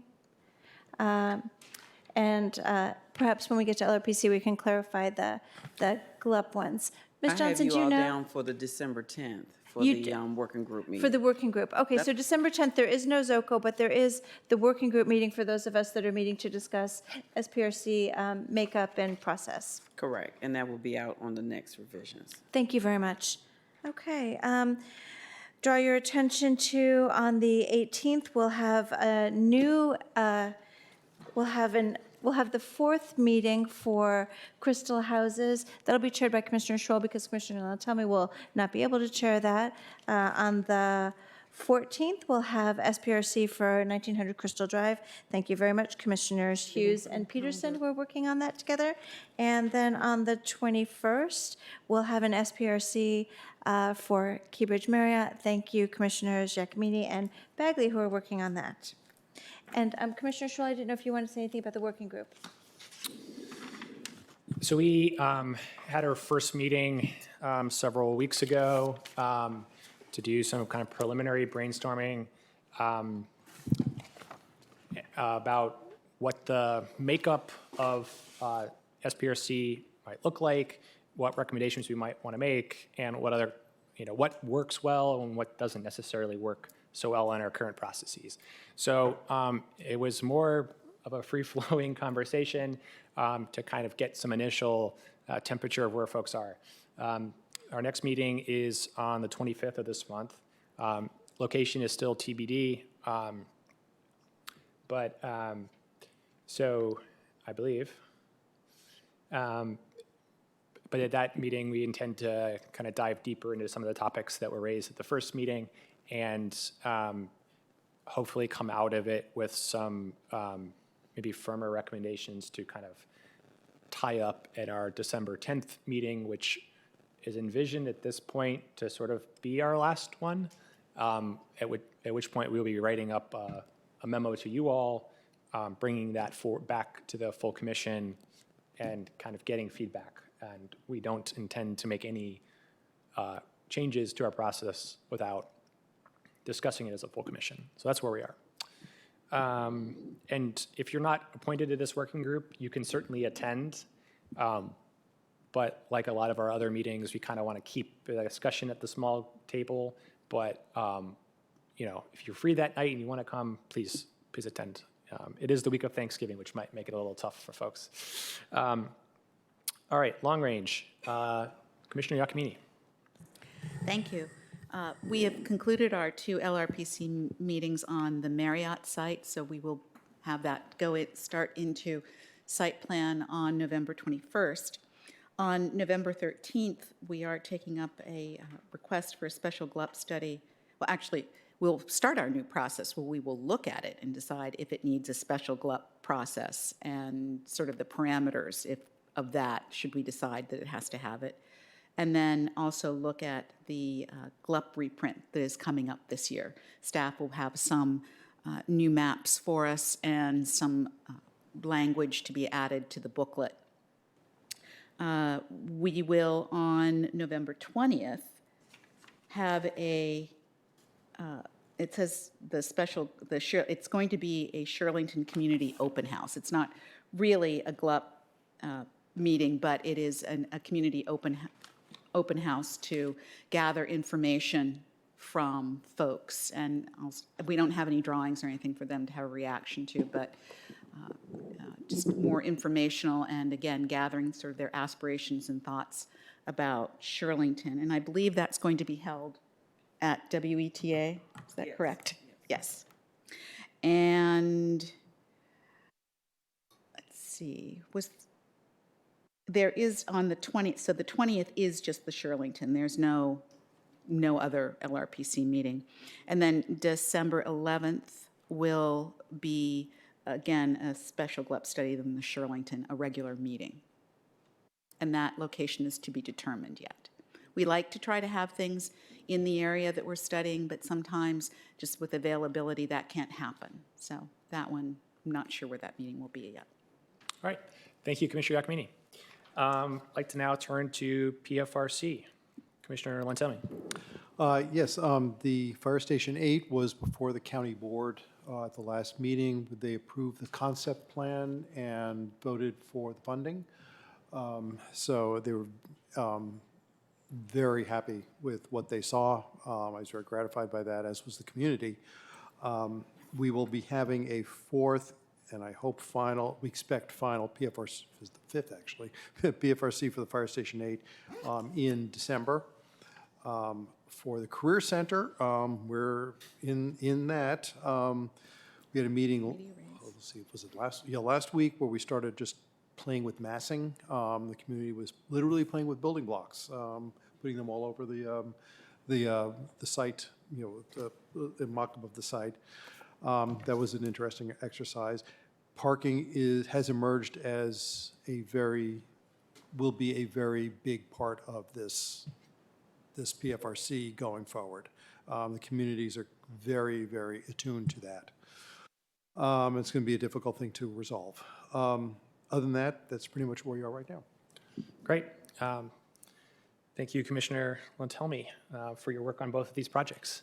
I want to thank Commissioner McSweeney, who's not here, for standing in for me for the past 2 while I was out of the country, and she'll be standing in for the next one while I'm out of the country again. So she's been doing great work standing in for me. So when do we get to go on vacations and you can stand in for us? All right, Commissioner Hughes. Nothing at the moment to report for AUG. I think, nothing at the moment. All right. So the last thing is his chair's report. So just want to preview our meeting next month, especially for the newer members on the commission. Next month, we will be doing our election of officers at this portion of our agenda. So during our meeting. So there'll be a nomination process, and then voting on chair, and then a nomination process to vote on vice chair. And so that's what we'll be doing next month. And so I think some folks have, yes. Just a question, do you have a sense now of how many nights? There are 2 set aside so far? So this, I think I was talking to Commissioner Giacomini about this on Monday. This third night keeps getting moved down the months, and this third night didn't happen this time. Tonight. So there's these planning processes that keep getting kind of held out there and keep getting pushed down the road. So that is now being pushed to December. So thank you for that. Can you just indicate which one that might be? What is it? Well, there's definitely Met Park is one of the things. There's potentially this Crystal Houses, which was supposed to have, been tomorrow, but is now having a 4th site plan meeting. And so there's some of these site plans that are kind of on the docket. So 2 big site plans. Correct. Commissioner Peterson. So the potential third meeting isn't currently on the calendar. How do you choose when it is? So Well, I do the choosing. Ms. Johnson tells us when she's available. And then, Yes. So Commissioner Guerin and I have a planning meeting with staff, and then to On determine Tuesday. that. And it's coming up this coming week, right? Correct, on Tuesday the 12th. So we'll know at that time what the next day will be. In the past, it's either been, as we kind of communicated previously about this month, would be a Thursday, or it's sometimes the following Monday, depending if there's a holiday. So that's sort of been what we've done. And if it falls on a holiday, maybe it's the following Tuesday, something like that, if there's no board meeting. Yes. We would know next week when the potential third date would be. Correct. I can tell you now, if you'd like to know. Yes, it is going to be the 5th. We have meetings every night the following week. It's the 2nd, the 4th, and the 5th. Monday, Wednesday, Thursday. Ms. Johnson with all the answers. I should just have Ms. Johnson. So just a quick question. We used to get, and I don't think we any longer get, a monthly description of concept reviews that are that have taken place, conceptual reviews, preliminary applications, final. Am I not seeing that? Or I just sent one out, Commissioner Siegel. I can resend it to you to make sure that you got it, but I sent it out about a week ago, maybe 2 weeks ago. if you could send, Yeah, there was a period of a few months where it wasn't being sent out when Nicole was on her maternity leave, but now we're back into the routine of getting it sent out each month. okay, if you could resend it, I will check my overflowing email to see if I missed it. Sounds good. Well, yeah, thank you for staff for that. If there are no other matters tonight, we stand adjourned.